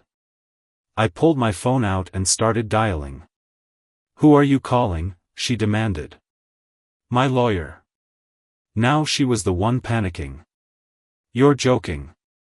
I pressed the call button. Wait. She lunged for my phone, but I was faster, stepping away as it rang. Matt, wait. Let's talk about this. I raised an eyebrow. Why? Does that change the betrayal? Her mouth snapped shut. Exactly. Hey, Greg. I said when my lawyer picked up. Yeah. It's time. File the divorce. Jessica let out a strangled noise. Matt, no, wait. I ignored her, nodding as Greg asked me a few questions. No, I don't want to negotiate, I said. I want everything I'm entitled to. The house, the car, my money, everything. Jessica let out a choked sound. No. You can't do that. I smirked. Oh, but I can. Her fake confidence shattered in an instant. Matt, please, she begged, grabbing my arm again. I didn't mean it. I was just mad. You can't leave me like this. I pulled away, my voice calm. You should have thought about that before you threw away everything we had. I hung up the phone. Then I grabbed my suitcase and walked out the door. She didn't follow me. She just stood there, her perfect little world crumbling around her. But I wasn't done yet. Jessica thought she could destroy me. She had no idea what was coming next. I didn't look back. As I walked out of that house, no, that prison, I felt something I hadn't felt in a long time. Freedom. The weight of betrayal still clawed at my chest, but but with every step I took away from Jessica, I felt lighter. Stronger. She thought she had broken me. She had no idea. I got into my car, threw my suitcase in the back seat, and pulled out my phone. First, I called Greg again. Speed up the process, I told him. I want her out of my house as soon as legally possible. Greg, a shark of a lawyer, chuckled. Got it. I'll make sure she walks away with nothing. Good. That was the bare minimum of what she deserved. Next, I called a locksmith. Change every lock in the house. Now. Then, I called the bank. Cancel every joint account. Move all my money into a personal one. Jessica wasn't just losing me. She was losing the life she built off my back. By the time I finished making calls, I was exhausted, mentally, physically, emotionally. I needed a place to crash. I drove straight to my best friend, Ryan's, house. The second he opened the door and saw my face, he frowned. Dude, what the hell happened? I walked in, threw myself on his couch, and sighed. Jessica. That's what happened. He didn't ask questions. He just grabbed 2 beers from the fridge, handed me one, and sat down. Tell me everything. So I did. I told him about the affair, the messages, the smirk on her face, Tyler. How I had left him a broken pile of useless flesh. How I walked away from Jessica without a single regret. Ryan let out a low whistle. Damn. That's one way to put it. I took a long sip of beer, the cold liquid doing nothing to cool the rage still burning inside me. Ryan shook his head. She always seemed fake to me. Guess I was right. I clenched my jaw. I should have seen it sooner. You see it now, he said. That's what matters. I nodded. He was right. I had wasted enough time on Jessica. I wasn't going to waste another second. Or so I thought.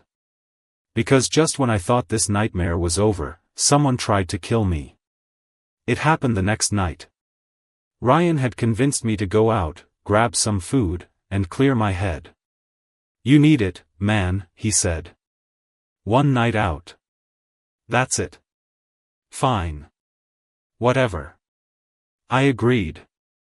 We went to a small diner, grabbed burgers, and talked about everything except Jessica.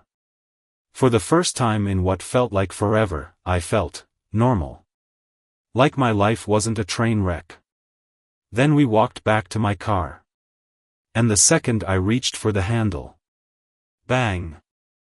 I hit the ground instinctively as a bullet whizzed past my head, shattering my driver's side window.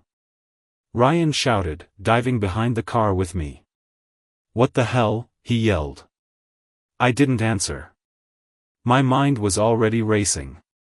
Someone just tried to put a bullet in my skull. I peeked over the hood, scanning the street. Empty. Quiet.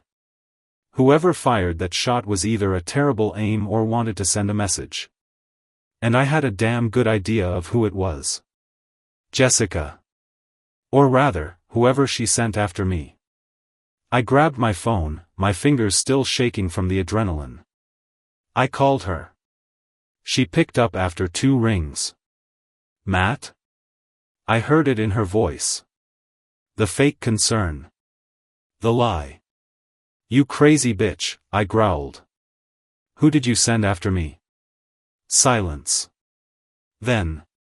I don't know what you're talking about. Liar. Someone just tried to kill me, I snapped. So, either you've lost control of your little boyfriend, or you're stupider than I thought. She let out a dramatic sigh. Matt, I don't know anything about that. I didn't believe her. But if she was involved, I needed proof. So I played it smart. Fine, I said, forcing my voice to steady. I guess the cops will figure it out. That got a reaction. Wait, she said quickly. You're calling the cops? I smiled. Gotcha. Of course, I said. An attempted murder? They're going to investigate everyone connected to me. My wife. My soon-to-be ex-wife. Her boyfriends. Jessica was quiet. Too quiet. Then she hung up. I turned to Ryan. She's behind this. He swore under his breath. Dude, you need to leave town. At least until we figure this out. I nodded. He was right. Again. But I wasn't just leaving. I was going to bury Jessica. I was going to take everything she had left, her money, her dignity, her freedom. She wanted me dead. She should have made sure the shooter didn't miss. I wasn't the kind of man to run. Jessica thought she could scare me? Thought she could send some coward to take a shot at me and I'd just disappear? No. She wanted war. She was going to get one. Ryan and I sped back to his house, both of us on edge. I kept checking the rearview mirror, half expecting some blacked-out SUV to come screeching up behind us. You need a gun, Ryan said, his voice tight. Whoever did this isn't playing games. I clenched my jaw. He was right. This wasn't over. We got back to his house, locked the doors, closed the blinds. Ryan disappeared into his bedroom and came back a minute later, tossing something onto the coffee table. A black Glock 19. I picked it up, feeling the cold steel in my hands. You ever shot one before? Ryan asked. I nodded. My old man taught me. Good. He sat down. Because if Jessica really sent someone after you, they're gonna try again. I stared at the gun. My pulse was steady now.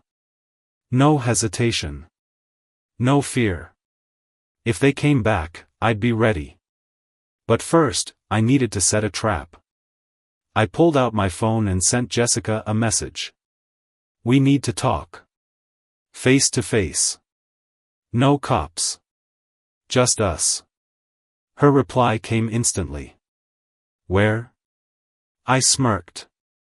Hook, line, and sinker. Our house. Midnight. I could feel her hesitation even through the screen. She was wondering if this was a trick.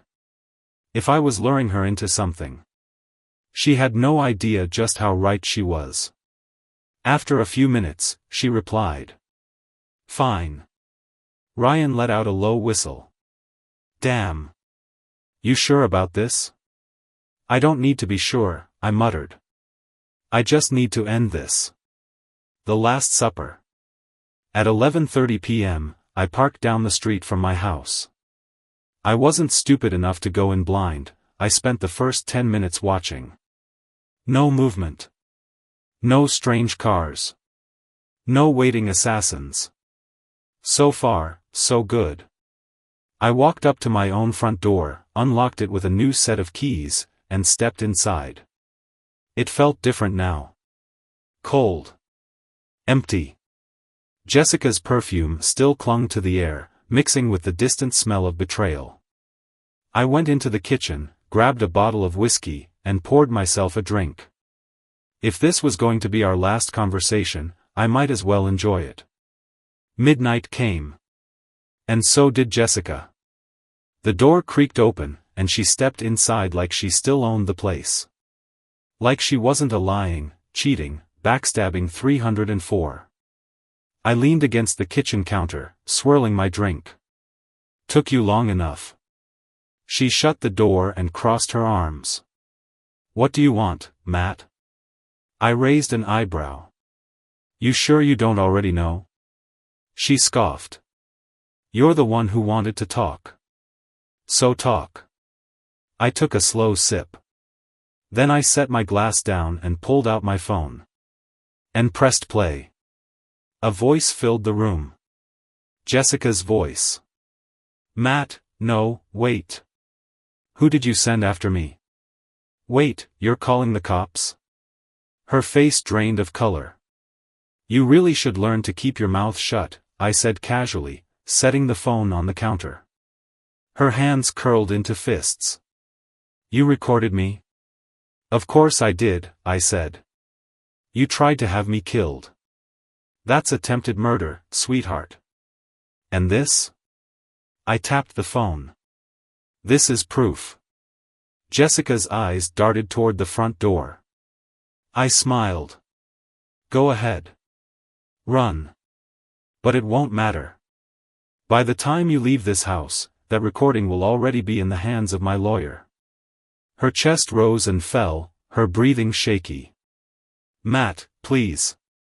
I took another sip of whiskey. "Please what?" She took a slow step closer, her eyes softening. "Please, don't do this." I stared at her. The same woman who had laughed in my face. Who had lied, cheated, and betrayed me.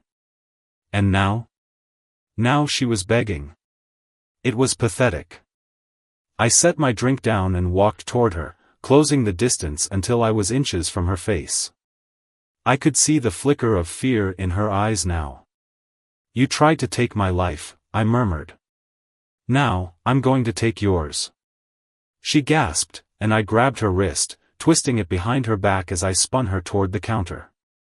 She shrieked, struggling, but I leaned in close, my voice a whisper in her ear. "You lose, Jessica." Then I shoved her away and grabbed my phone. I pressed send. And just like that, my lawyer had the recording. Jessica's breathing was ragged. She knew what I had just done. "You ruined my life," she hissed. I smiled. "No. You ruined mine. I just returned the favor." I walked to the door, opened it, and turned back to look at her one last time. Her face was twisted in rage, in panic, in pure, desperate hatred. And I loved every second of it. I stepped outside, letting the night air wash over me. Tomorrow, the cops would come knocking. Tomorrow, Jessica's perfect little world would crumble to ash. And me? I'd be free. I barely slept that night. Not because I was scared. Not because I was second-guessing my decisions. No, I was awake because I wanted to enjoy this. For the first time in months, I had control. Jessica wasn't going to weasel her way out of this one.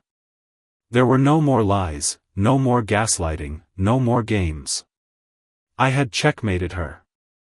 Now, I just had to wait for the cops to do the rest. The arrest. The sun had barely risen when the first call came in. "Jessica." I smirked as I let it ring. She called again. And again. And again. By the fourth attempt, I answered. Her voice was pure panic. "Matt, you need to stop this. Please. The cops are coming, I'll lose everything." "That's the idea. You don't have to do this," she begged. "We can talk. We can fix this." I almost laughed. "Fix this?" I leaned back in my chair, enjoying the desperation in her voice. "Jessica," I said slowly, "if you were smart, you'd be hiring a lawyer right now instead of wasting time calling me." She started crying. Fake. I could hear the performance in it. The same way she used to fake sympathy when she got caught in a lie. The same crocodile tears she had probably used on Tyler before his body got rearranged. I wasn't falling for it. "Matt," she whimpered. I didn't want this. I didn't want to lose you." I let the silence stretch. Then I said the one thing she couldn't handle. "But I wanted to lose you." She sucked in a sharp breath. Bingo. I hung up. 2 hours later, Ryan and I sat in his living room, watching the news. The best news I'd ever seen. Breaking news: local woman arrested in connection to murder-for-hire attempt. Jessica's face flashed on the screen. Her mugshot. Mascara smudged, eyes red, mouth twisted in pure rage. She looked ruined. And I loved it.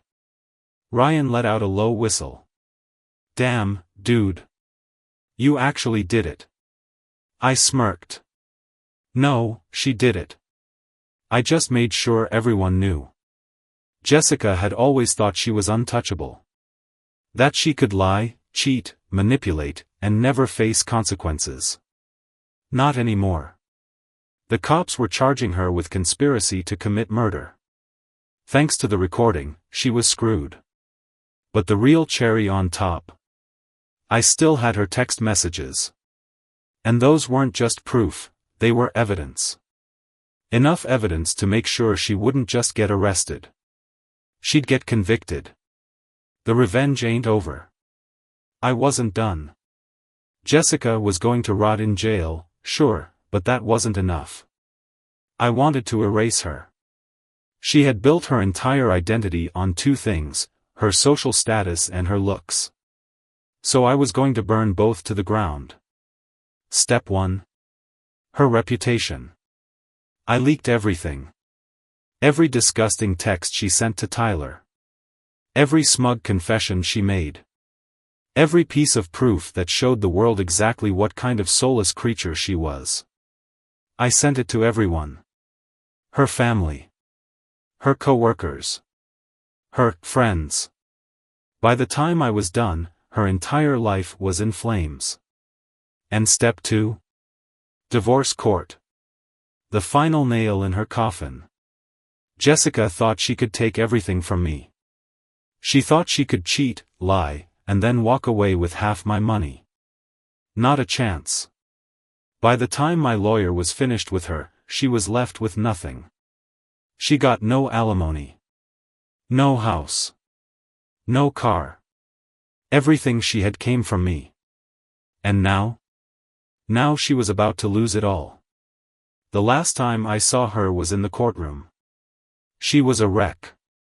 Her once perfect hair was a mess, her nails were chipped, and the confidence, the arrogance, that she once wore like a shield? Gone. She wouldn't even look at me. Good. Because I was done looking at her. The new beginning. It's funny. A month ago, I thought my life was over. That I'd never recover from what she did to me. Now, I was free. I had my house. I had my money. I had a new woman, one who wasn't a backstabbing 304. And most importantly, I had justice. Jessica wasn't just gone from my life. She was erased. And that's exactly where she belonged. In the past. Where all worthless trash belongs. I thought it was over. Jessica was locked away, rotting in a jail cell.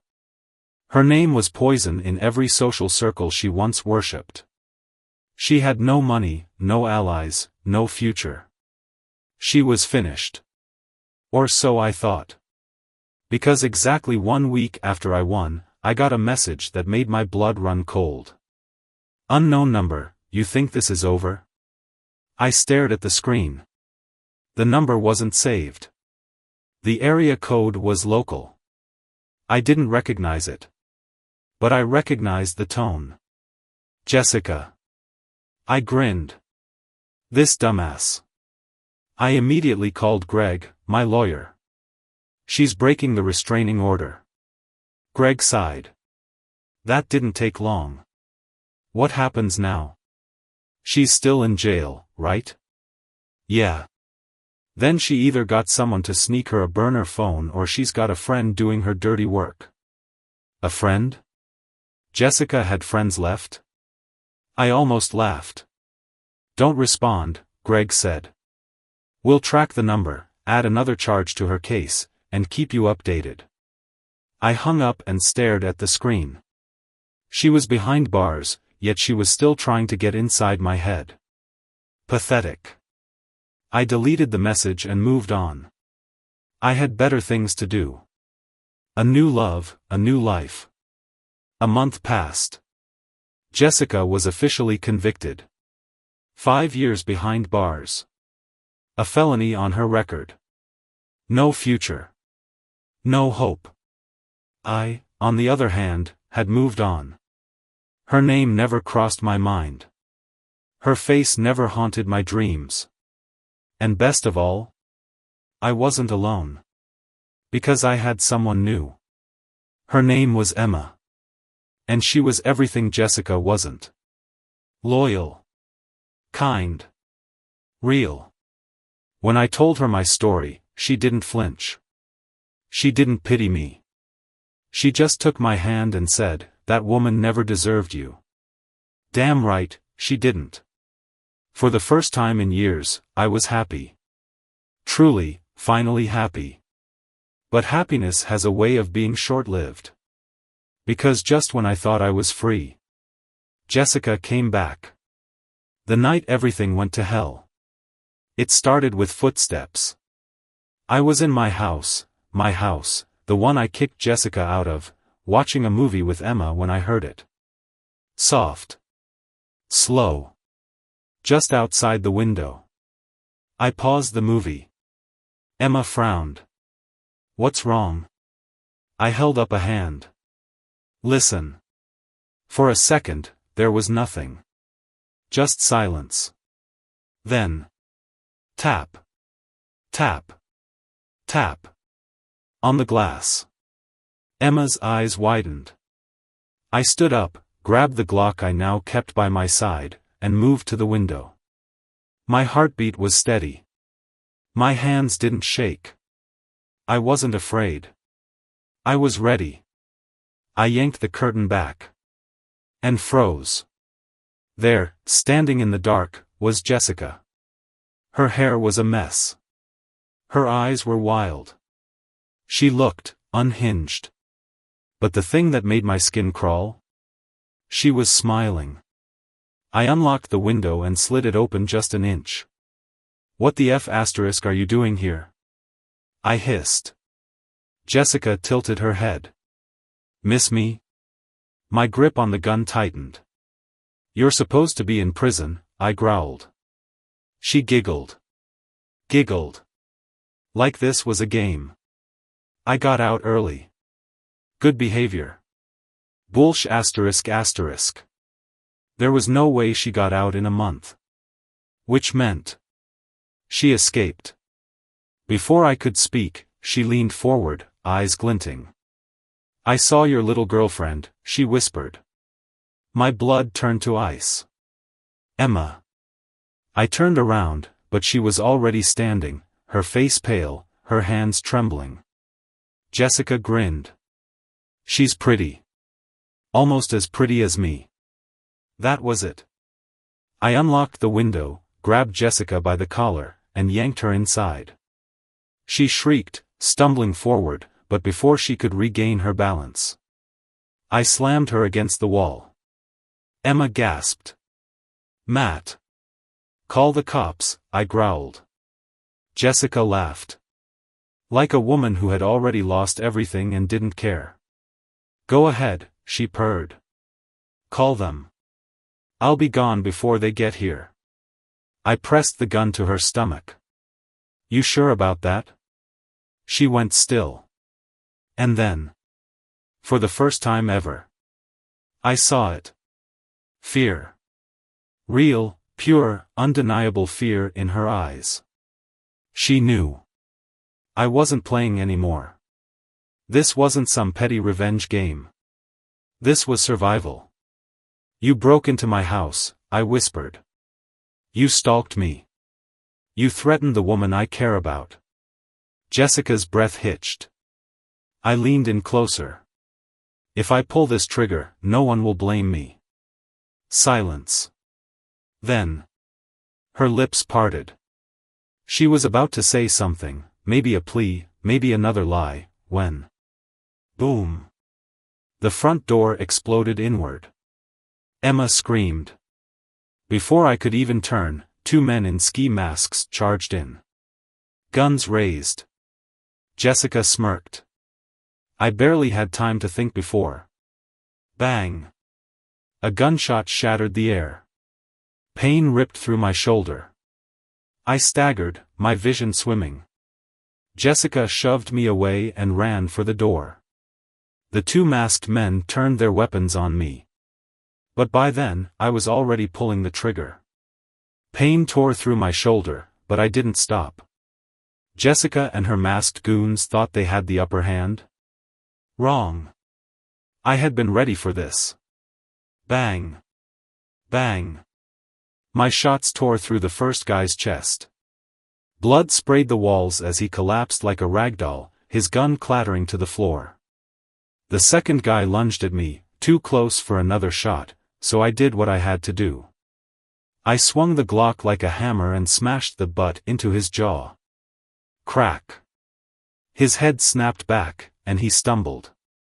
I tackled him, driving my knee into his ribs, then slammed his skull into the floor. Hard. He stopped moving. 2 down. Now for Jessica. I whirled, but she was gone. The front door swung open, creaking in the wind. Footsteps pounded down the street. Jessica was running. Not this time. I was done letting her escape. The last hunt. My shoulder was bleeding, my body screaming in pain, but I pushed forward. Emma called after me, but I didn't stop. I couldn't stop. Jessica had gotten away too many times. Not anymore. I sprinted down the street, my vision locked on her. She was fast, but fear made me faster. She darted into an alley. Big mistake. I followed, gun raised. She stopped at a chain-link fence, panting, eyes wild. Trapped. I slowed my steps, my breath steady, my aim true. Jessica turned, her face twisting in fury. You wouldn't. I smirked. Try me. She lunged at me, desperate, reckless, her nails clawing at my face. Bang. The shot ripped through her leg. She screamed, collapsing to the pavement. I stood over her, watching her writhe in pain. For years, she had played me. Lied. Cheated. Tried to have me killed. And now? She was nothing. You're done, Jessica, I said quietly. Her breaths were ragged, her eyes glassy. Defeated. In the distance, sirens wailed. Emma had called the cops. This time, there was no escape. Jessica let out a broken laugh, her voice barely above a whisper. I should have killed you when I had the chance. I crouched down beside her, my gun still warm in my hand. Yeah. I said. You should have. Then I stood up. And walked away. The end of a 304. Jessica was arrested on the spot. This time, there was no trial. No plea deal. Nothing. Her murder-for-hire charges, assault, attempted murder, and breaking out of prison sealed her fate. Life. No parole. She wouldn't see the outside world ever again. And me? I healed. Not just from the gunshot. From everything. Jessica had tried to destroy me. Instead, she set me free. Emma and I moved to a new city, started fresh. No ghosts. No betrayals. Just peace. Jessica was gone. And I? I had one. I parked my car in a spot where I wouldn't be immediately noticed and calmly watched as my cheating wife, Jessica, headed into the clinic with her lover. My hands clenched the steering wheel so hard my knuckles turned white, but I forced myself to breathe, to stay in control. This wasn't the time for an outburst. No, this was the time for precision, for destruction. Without wasting a second, I picked up my phone and dialed the number I had found just the night before, Mark's wife, Lisa. The phone rang twice before she answered, her voice casual, unsuspecting. Hello? Lisa, listen to me carefully, I said, keeping my voice steady despite the storm raging inside me. Right now, your husband and my wife are at the clinic getting an abortion to cover up the consequences of their little affair. If you hurry, you can catch them red-handed. A sharp inhale on the other end. Silence. Then. You're lying. I almost laughed at how fast people go into denial when faced with the ugly truth. I wish I were. A choked sob. Then her voice turned cold. Where? I gave her the clinic's address and hung up. My heart pounded, but I didn't move. Not yet. I wanted to see their faces when reality hit them like a truck. Just 24 hours ago, I had been clueless. A happily married man, or so I thought. I had no idea my wife had turned into a lying, cheating, heartless bitch who was sneaking around with some other guy behind my back. But last night changed everything. It started with something small, Jessica's phone, left carelessly on our nightstand while she was in the shower. A single notification lit up the screen. Can't wait to see you tomorrow. Love you. A punch to the gut. I stared at the message, my brain scrambling to make sense of it. Maybe it was just a friend? Maybe it wasn't what it looked like? But deep down, I already knew. My hands moved on their own, opening her phone. What I found? A cesspool of betrayal. Texts. Calls. Secret meetups. Hotel receipts. And worst of all, pictures. Pictures of them together, pictures of them laughing, touching, kissing. Pictures that shattered the illusion I had been living in. My body went numb. I scrolled and scrolled, each new revelation cutting deeper. Then I saw it, an appointment confirmation from a women's clinic. An abortion. That's when I realized just how deep this betrayal ran. Not only had she been sleeping with him, but she had gotten pregnant with his child. And now, they were getting rid of the evidence like it was nothing. My vision went red. My heart pounded like a war drum. But I didn't do anything rash. Not yet. Instead, I planned. And now, here I was, watching the biggest mistake of my life walking into that clinic with the man she betrayed me with. I didn't have to wait long. Minutes later, another car came screeching into the parking lot. Lisa stepped out, her face a mix of fury and devastation. She didn't hesitate, she stormed into the building, ready to unleash hell. I leaned back in my seat, a smirk forming on my lips. This was only the beginning. What came next? That's where things got really interesting. I watched through the windshield, pulse steady, as Lisa stormed into the clinic. She was about to find out exactly what kind of man she married. And Jessica? Oh, she had no idea what was coming for her. A part of me, the part that still wanted to believe in the woman I married, half expected her to deny everything, to make excuses, to spin some pathetic lie. But after what I saw last night, I knew better. Jessica wasn't just a liar. She was a master manipulator. My phone buzzed in my hand. A text from Jessica. Running errands, be home soon. Love you. Love me? Love me? I let out a laugh, sharp, bitter. The same fingers she used to type that message had just been laced with another man's, just wrapped around his arm as they walked inside that clinic together. I didn't respond. Instead, I stepped out of my car and made my way toward the entrance. I wanted to see their faces. I wanted to watch it happen. As soon as I stepped inside, I heard voices. Raised. Heated. A woman's voice, Lisa. You disgusting piece of trash. You knock up my husband, and this is how you deal with it. Silence. Then Jessica's voice, sharp and defensive. Lisa? What the hell are you doing here? Oh, don't play dumb, Lisa spat. Your husband called me. Guess what? He knows. Dead silence. I stepped forward, and as soon as Jessica turned and saw me, her face drained of color. Nathan. I held up a hand. Don't. Just don't. She blinked rapidly, scrambling to recover. I could see the wheels turning in her head, searching for a way out. A way to twist the story, manipulate the truth, make herself the victim. Mark, that spineless coward, took a step back like he was suddenly afraid for his life. "Man, listen. Shut the hell up," I cut him off, my voice low, calm. "You'll get your turn." Jessica reached for me. "Baby, please, it's not what it looks like." I stepped back. "Oh, so you didn't screw him behind my back?"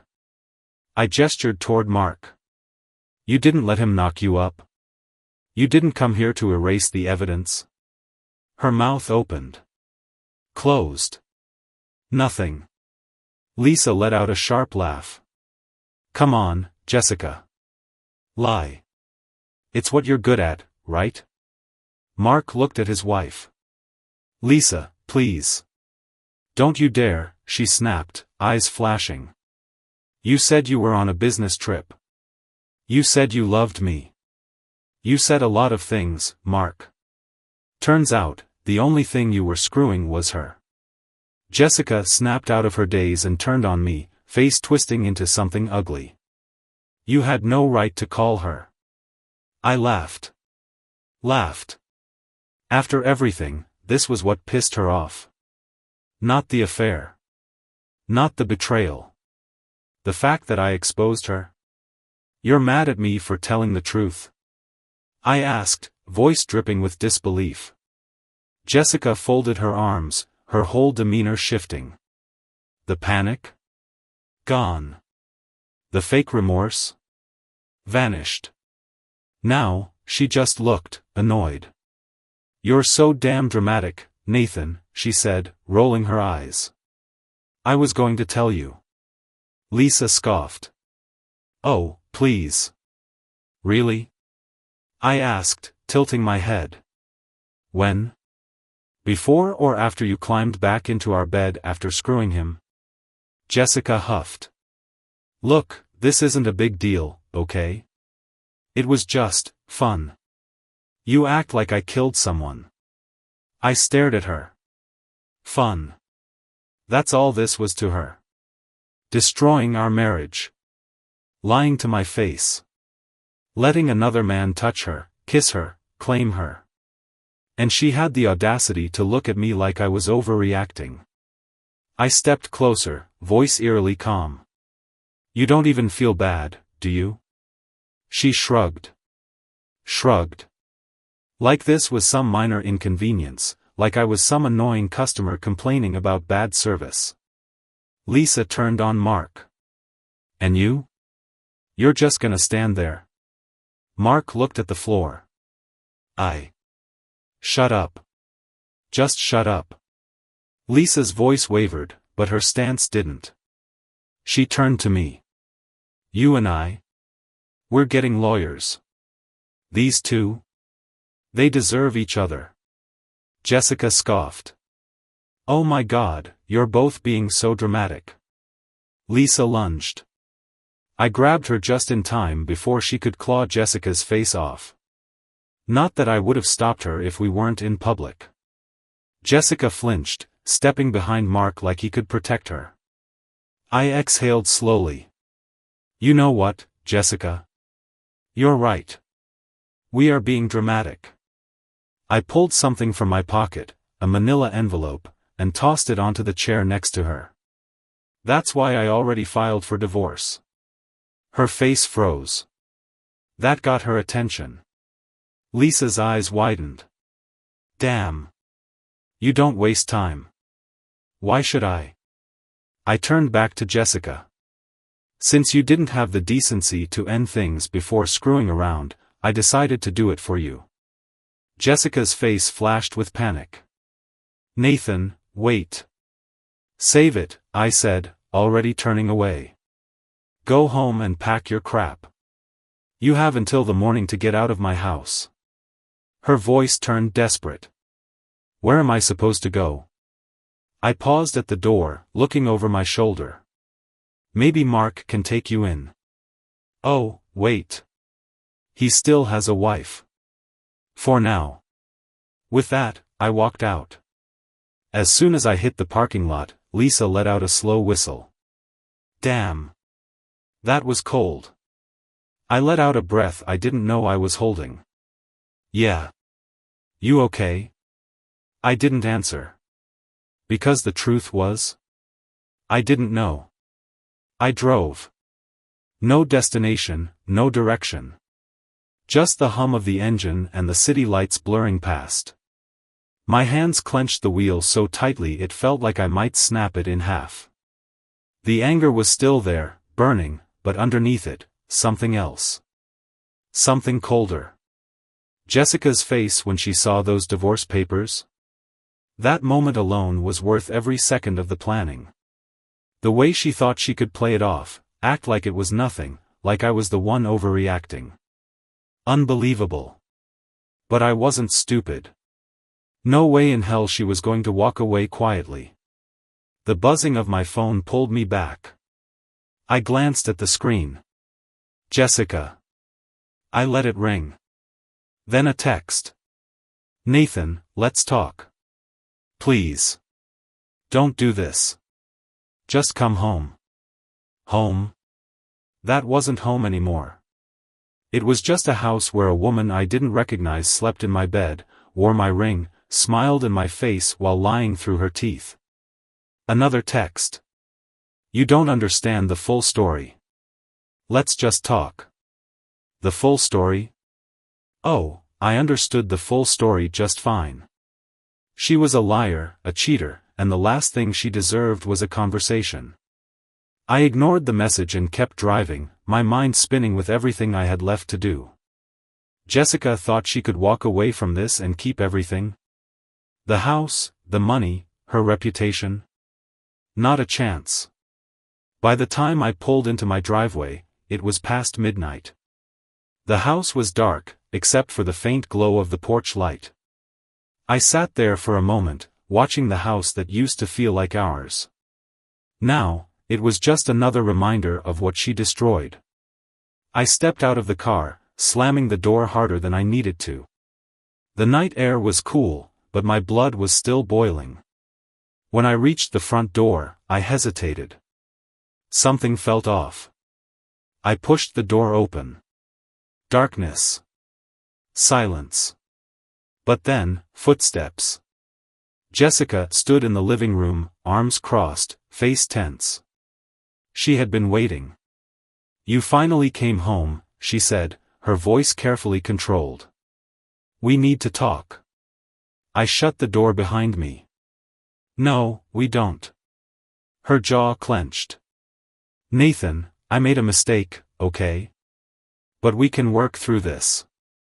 You're my husband. We don't just throw that away. I laughed. A short, humorless laugh. Jessica, you threw it away the second you let another man into our bed. I never. I stepped closer, cutting her off. Don't lie. Again. Her lips pressed together. Then she sighed, shaking her head like I was the one being difficult. You don't understand, Nathan.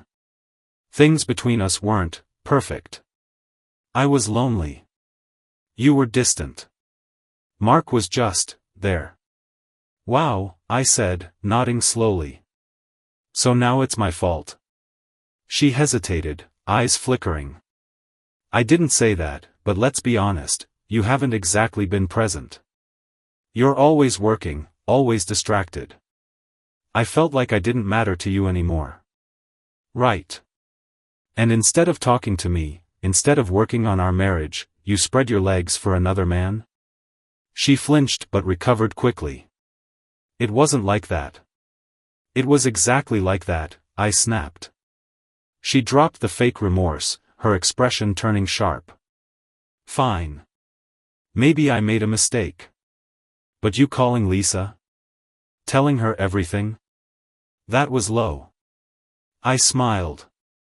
You haven't even seen low yet. Jessica's eyes narrowed. What does that mean? I pulled my phone from my pocket, tapped the screen a few times, and turned it toward her. A video. Of her and Mark. In the hotel room. Crystal clear. Her face went pale. Where did you get that? I shrugged. Doesn't matter. What matters is what I do with it. Her breath hitched. You wouldn't. You think I won't? I said, tilting my head. You think I won't send this to your friends? Your family? Your boss? Panic flashed in her eyes, but then she smirked. Smirked. You think you're so smart, she said, stepping closer. But you won't do it. You still love me. I laughed.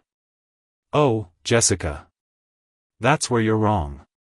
Before she could say another word, I sent the video straight to Mark's work email. She gasped, lunging for my phone. You son of a... I stepped back. Oops. Jessica lost it. You think this makes you a man? You think ruining my life is going to fix anything? I met her glare with a calm, steady stare. I think it's going to make me feel a hell of a lot better. Her face twisted with rage. You'll regret this. I grabbed my keys and headed for the door. No, Jessica. The only regret I have is not seeing you for the lying, cheating bitch you are sooner. She screamed something as I walked out, but I didn't care. Because for the first time in weeks, I felt free. I slammed the door behind me, cutting off the echo of her screams, the high-pitched fury that only someone who thought they had control could muster when it slipped through their fingers. I could feel her eyes on me as I walked to the car, her words echoing in my ears, but I didn't look back. Not this time. As I drove away, the weight in my chest began to lighten. Every mile I put between myself and that house, every passing second, the rage, the hurt, the betrayal, it all started to feel distant, like a bad dream that was slowly fading. But even with the freedom growing inside me, the nagging questions refused to go away. Was I making the right decision? Should I have done this differently? I pushed those thoughts aside, forcing my mind to focus on what I needed to do next. The pieces were falling into place, but there was more to be done. There were still things I hadn't finished. I pulled into a parking lot outside a small, nondescript building. I didn't even need to check the address, I knew what this place was. The back door opened before I even knocked, and the man who answered gave me a knowing look. Everything set? I asked. He nodded, stepping aside to let me in. Just like you asked. All the documentation's ready. The video's in the hands of the right people. It's already been sent to her friends, her family, her colleagues. The emails are circulating. I felt a sharp grin tug at the corner of my lips. Perfect. It wasn't just about the divorce anymore. This was about burning everything to the ground. She had betrayed me, humiliated me, lied to my face for months. The pain she'd caused wasn't something I could just erase. But I could make sure she felt it. I could make sure she realized, in the most brutal way possible, that actions have consequences. I want it all, I said, my voice low, but clear. I want every shred of evidence of what she's done. Every lie exposed. Every secret brought to light. Understood, the man said, his tone flat, but with a trace of admiration. He handed me a stack of documents. Divorce papers, financials, photos, proof of everything she'd done. I took it all, feeling a cold satisfaction settle in my chest. This was it. This was how I would end this. One more thing, I said, my eyes narrowing. Make sure Mark knows this is just the beginning. I want him to understand that when you mess with someone's life, you don't get to walk away unscathed. The man didn't hesitate. Consider it done. As I left the building, the weight in my chest had shifted again. This time, it wasn't the burden of betrayal, but something far sharper, satisfaction. I had control. I drove through the night, my mind spinning with plans, with revenge, with 1,000 scenarios where everything came crashing down around Jessica. She'd thought she could keep this secret, keep it hidden, but she had underestimated how far I would go to take everything from her. I didn't stop until I reached the hotel. The place was quiet, empty, exactly what I needed. I checked in under a fake name, got a key for a room on the top floor, and locked the door behind me. There was one final step I needed to take before everything played out. I pulled out my phone. Jessica. The text was short, blunt, and to the point. You'll never be able to run from this. Everyone knows. I hit send. I sat back on the bed, staring at the ceiling, the calm before the storm settling around me. She would be beside herself, pacing, trying to figure out what to do next. But it was too late. There was no way out. Minutes passed, and then the phone buzzed again. Her reply. What are you trying to do, Nathan? What do you want from me? I didn't answer right away. I didn't need to. She was already spiraling. And the best part was that she couldn't stop it. There was no excuse she could give, no apology that would undo the damage she'd done. All I had to do now was wait. A few hours later, another buzz. Please. Let's talk. We can fix this. I'll make it right. We can go back to how it was. I stared at the screen, a dry laugh escaping my lips. She was desperate now, scrambling for control. But there was no control left for her. It was over. Instead of responding, I blocked her number. Every call, every text, every plea, cut off in an instant. It was like a weight had been lifted. For the first time in what felt like forever, I was free. But as the hours ticked by, something else started to settle in. Regret. Not for what I'd done, but for the fact that it had come to this. I never thought I'd be that guy, the one who took revenge, who went out of his way to make someone else pay. I always believed in moving on, in rising above. But this? This was something different. Something that was no longer just about the betrayal. It was about the principle, about the lines she crossed. And now, I was done. The phone buzzed again. This time, it wasn't Jessica. It was Mark. I hesitated, but I answered. Listen, man, Mark said, his voice trembling. You've done what you had to do. But I'm not the only one who was hurt here. We were both played. I stayed silent. Look, if you want me to stay out of your life, I'll do that. But please, don't destroy my family. I have kids, Nathan. I laughed. Funny. I was thinking the same thing. About Jessica. How she destroyed my family. He didn't answer. The silence stretched on, thick and heavy. You should have thought of them before you slept with my wife, I said, my voice cold. Goodbye, Mark. I ended the call. And as I stood there, staring at the silent phone, I knew one thing, it was time to move on. Completely. I had no reason to look back. Nothing was left but the ashes. I sat on the edge of the bed, staring at my phone. It was still buzzing with messages, Jessica, Mark, even a few people I didn't recognize. But I couldn't bring myself to look at any of them. Not yet. Everything felt distant now, like I was watching a train wreck happen from miles away but was too far gone to feel the impact. What the hell was I even doing anymore? I ran my hand through my hair, feeling the cool night air slipping through the cracked window. It had been a few hours since I'd left that hotel, but the adrenaline still hadn't worn off. There was something unsettlingly quiet about it all. I had accomplished exactly what I set out to do. So why didn't it feel like enough? It was too late for remorse, too late for second-guessing. I had already burned every bridge, dismantled everything she thought she could hide. And yet, I couldn't shake this nagging sense of emptiness. Jessica didn't deserve my pity or my hesitation. She had made her bed, and now it was time for her to lie in it. I reached for the phone again, trying to ignore the growing ache in my chest. The last few messages blinked on the screen, but I clicked on one. "I don't want to lose you, Nathan. I'm sorry. Please. We can fix this. I'll do whatever it takes." Her words. The desperation. How quickly she had gone from the cool, dismissive wife to the broken woman begging for forgiveness. It was pathetic. Pathetic.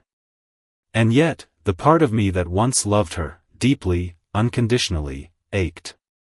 I tossed the phone onto the bed and stood up. This wasn't about feelings anymore. It wasn't about what I wanted or what she wanted. This was about what had to happen. This was about closure, about erasing the poison she had injected into my life for the past year. I couldn't let myself fall into that trap again. If I did, if I gave in to her pleas, to the twisted hope that maybe, just maybe, we could fix it all, I would lose everything. I would lose myself. The last few months flashed through my mind. The endless lies. The gaslighting. The late nights when she'd come home acting like nothing had changed, like everything was fine. All of it was a game to her. A cruel, calculated game that she had been playing from the start. I grabbed my jacket, zipped it up, and made my way out the door. The streetlights blurred past as I drove, my mind spinning.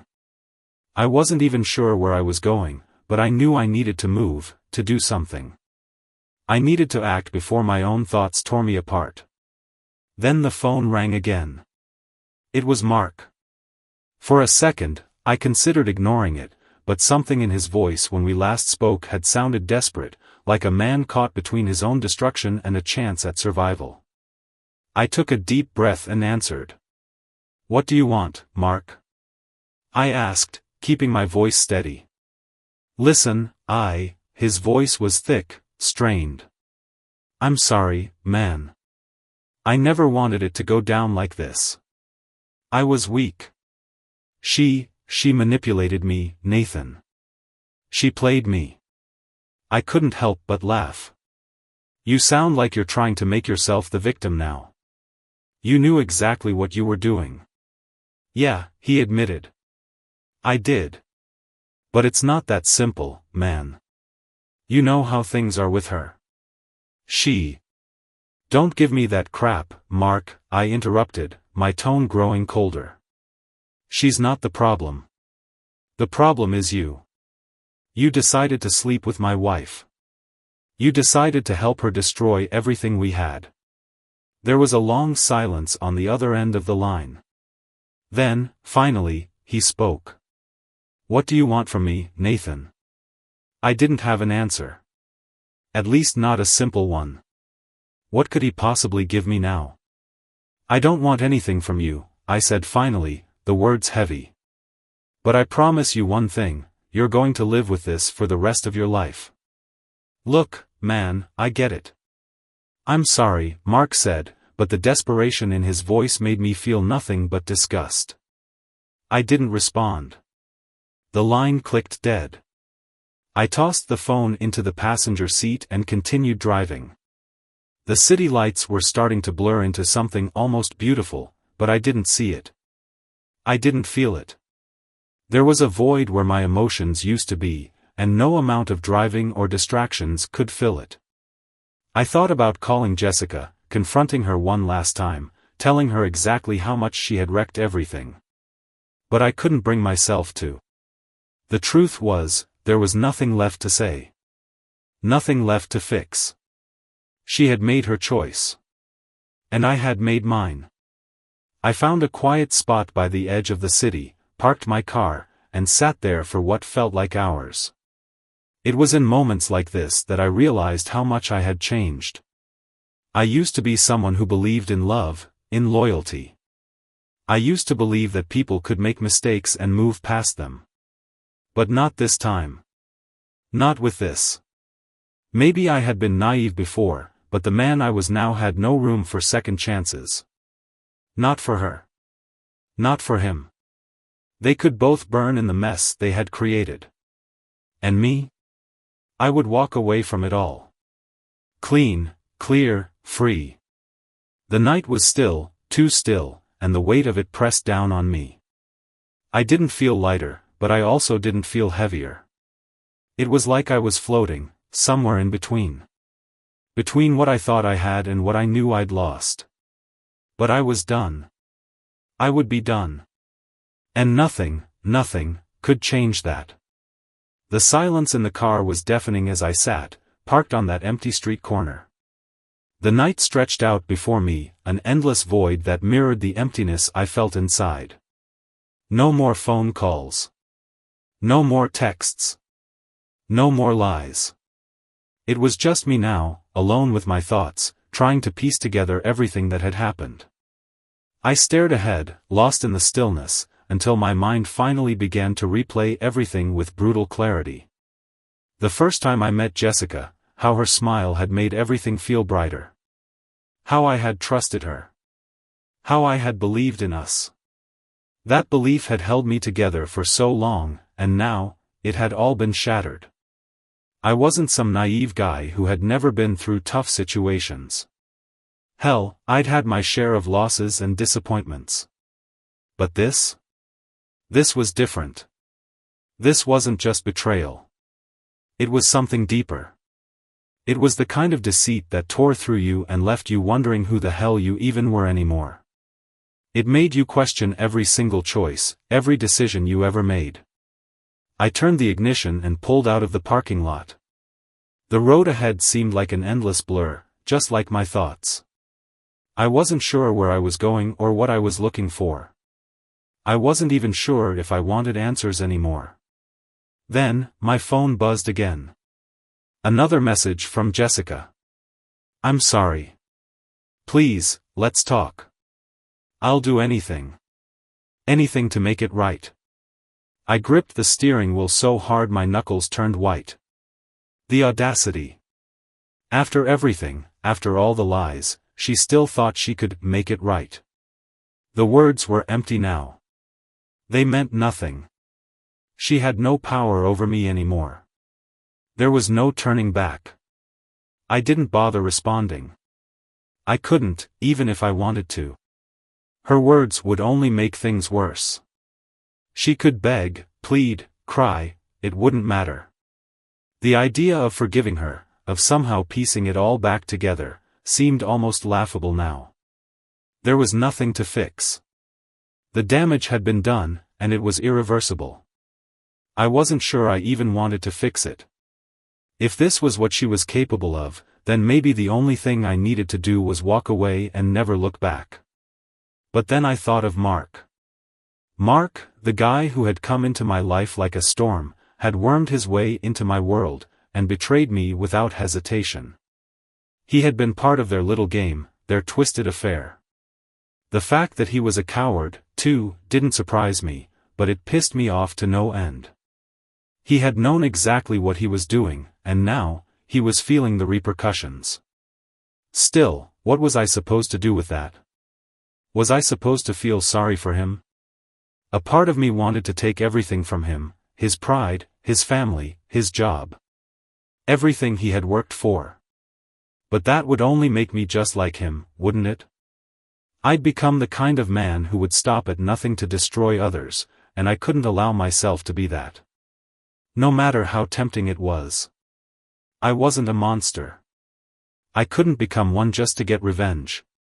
But something in me still burned, the anger not quite dissipating, not yet. Maybe there would be a day when I could let go of it all, maybe. But that day wasn't today. I stopped at a light, my fingers drumming absently on the steering wheel. The glow of the streetlights cast shadows that seemed to move in rhythm with the tension building inside me. It was as though everything was on pause. The world had slowed down, and it was just me, battling myself, trying to make sense of a life that felt like it was unraveling at the seams. My phone buzzed again. Another message. Another text from Jessica. Why are you doing this? This isn't you, Nathan. I know you. I know you love me. Please. Let me explain.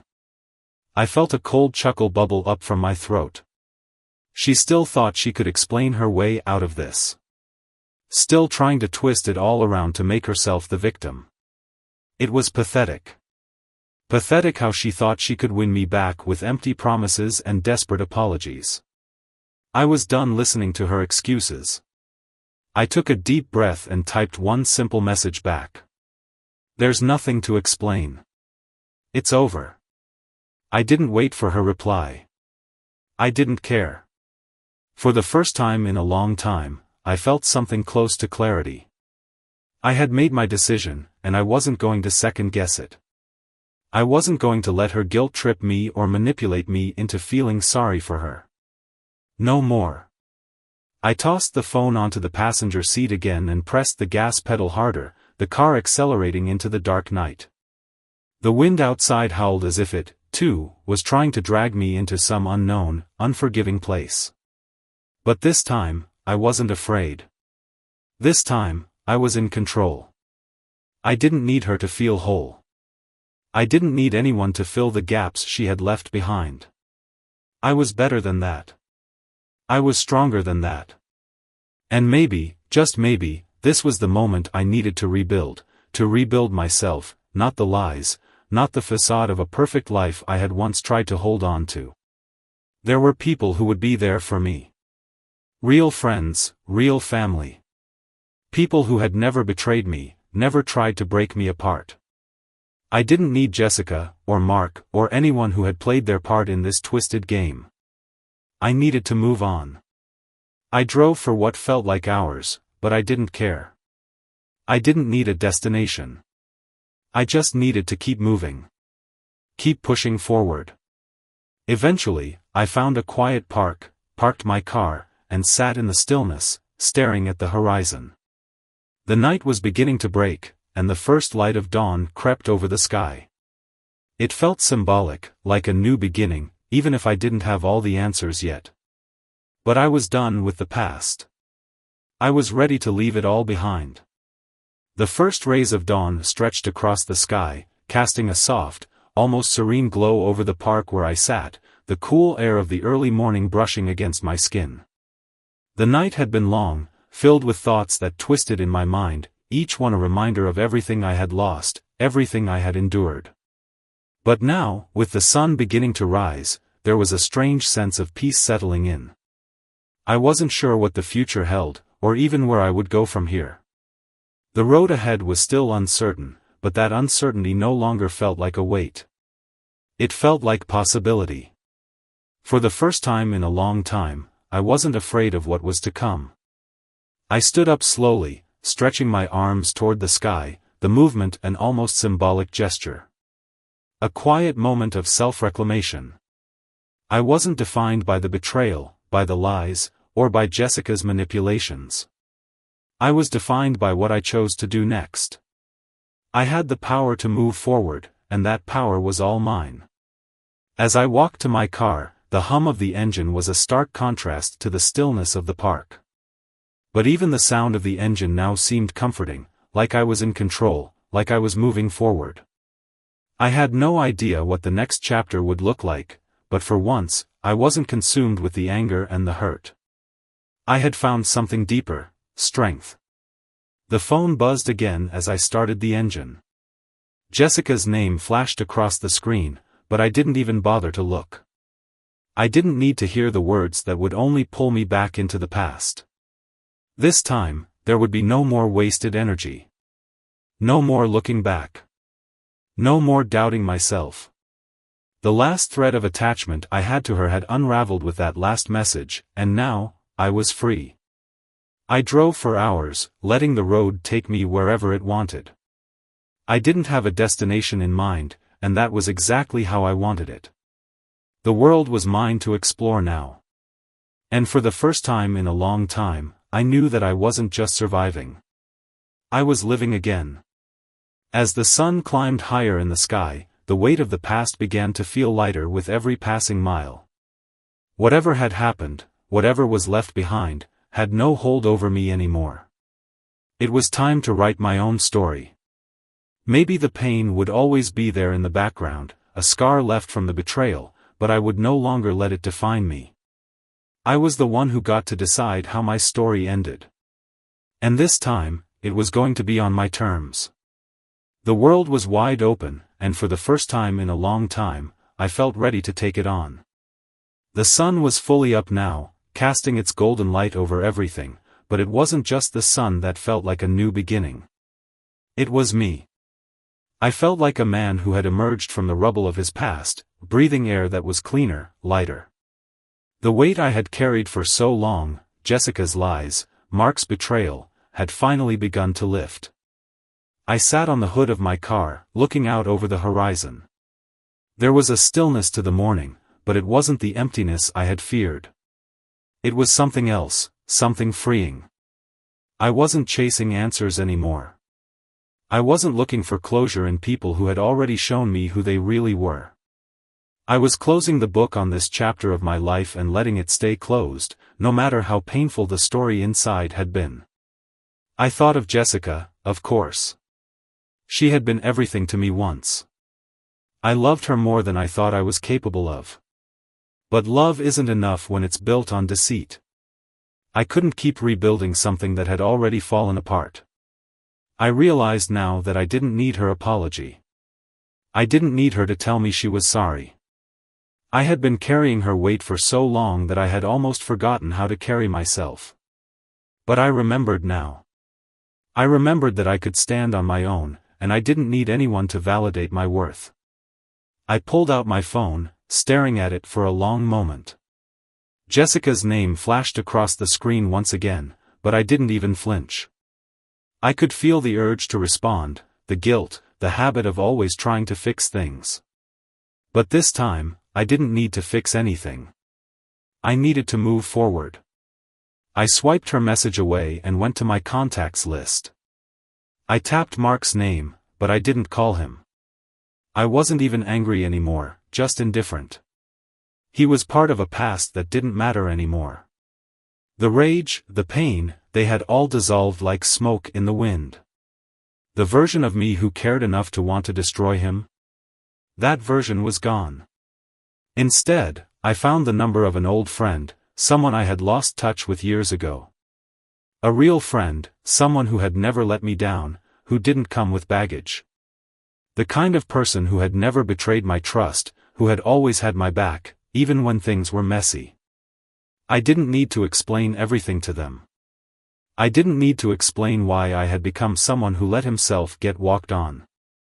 All I needed to do was hear their voice, to remind myself that there were still people in my life who were worth my time. "Hey, it's Nathan," I said when they picked up. "I know it's been a while, but I was wondering if you'd want to grab a drink sometime soon. I've got some things I need to catch up on." Their voice on the other end was warm, welcoming. It felt real. And in that moment, I realized how long I had been craving something genuine. "Of course, man. It's been way too long," they replied. "I'd love to catch up. Let's make it happen." It felt like a sign, a signal that no matter how far off track I had gone, I could always find my way back to something real, something worth fighting for. I didn't have to keep clinging to the wreckage of a past that no longer served me. As I ended the call, I looked out at the sky again. The air felt different, like I was finally breathing again. I wasn't just surviving anymore, I was healing. And it wasn't because of Jessica's absence or Mark's failure. It was because I had decided to stop letting them dictate my worth.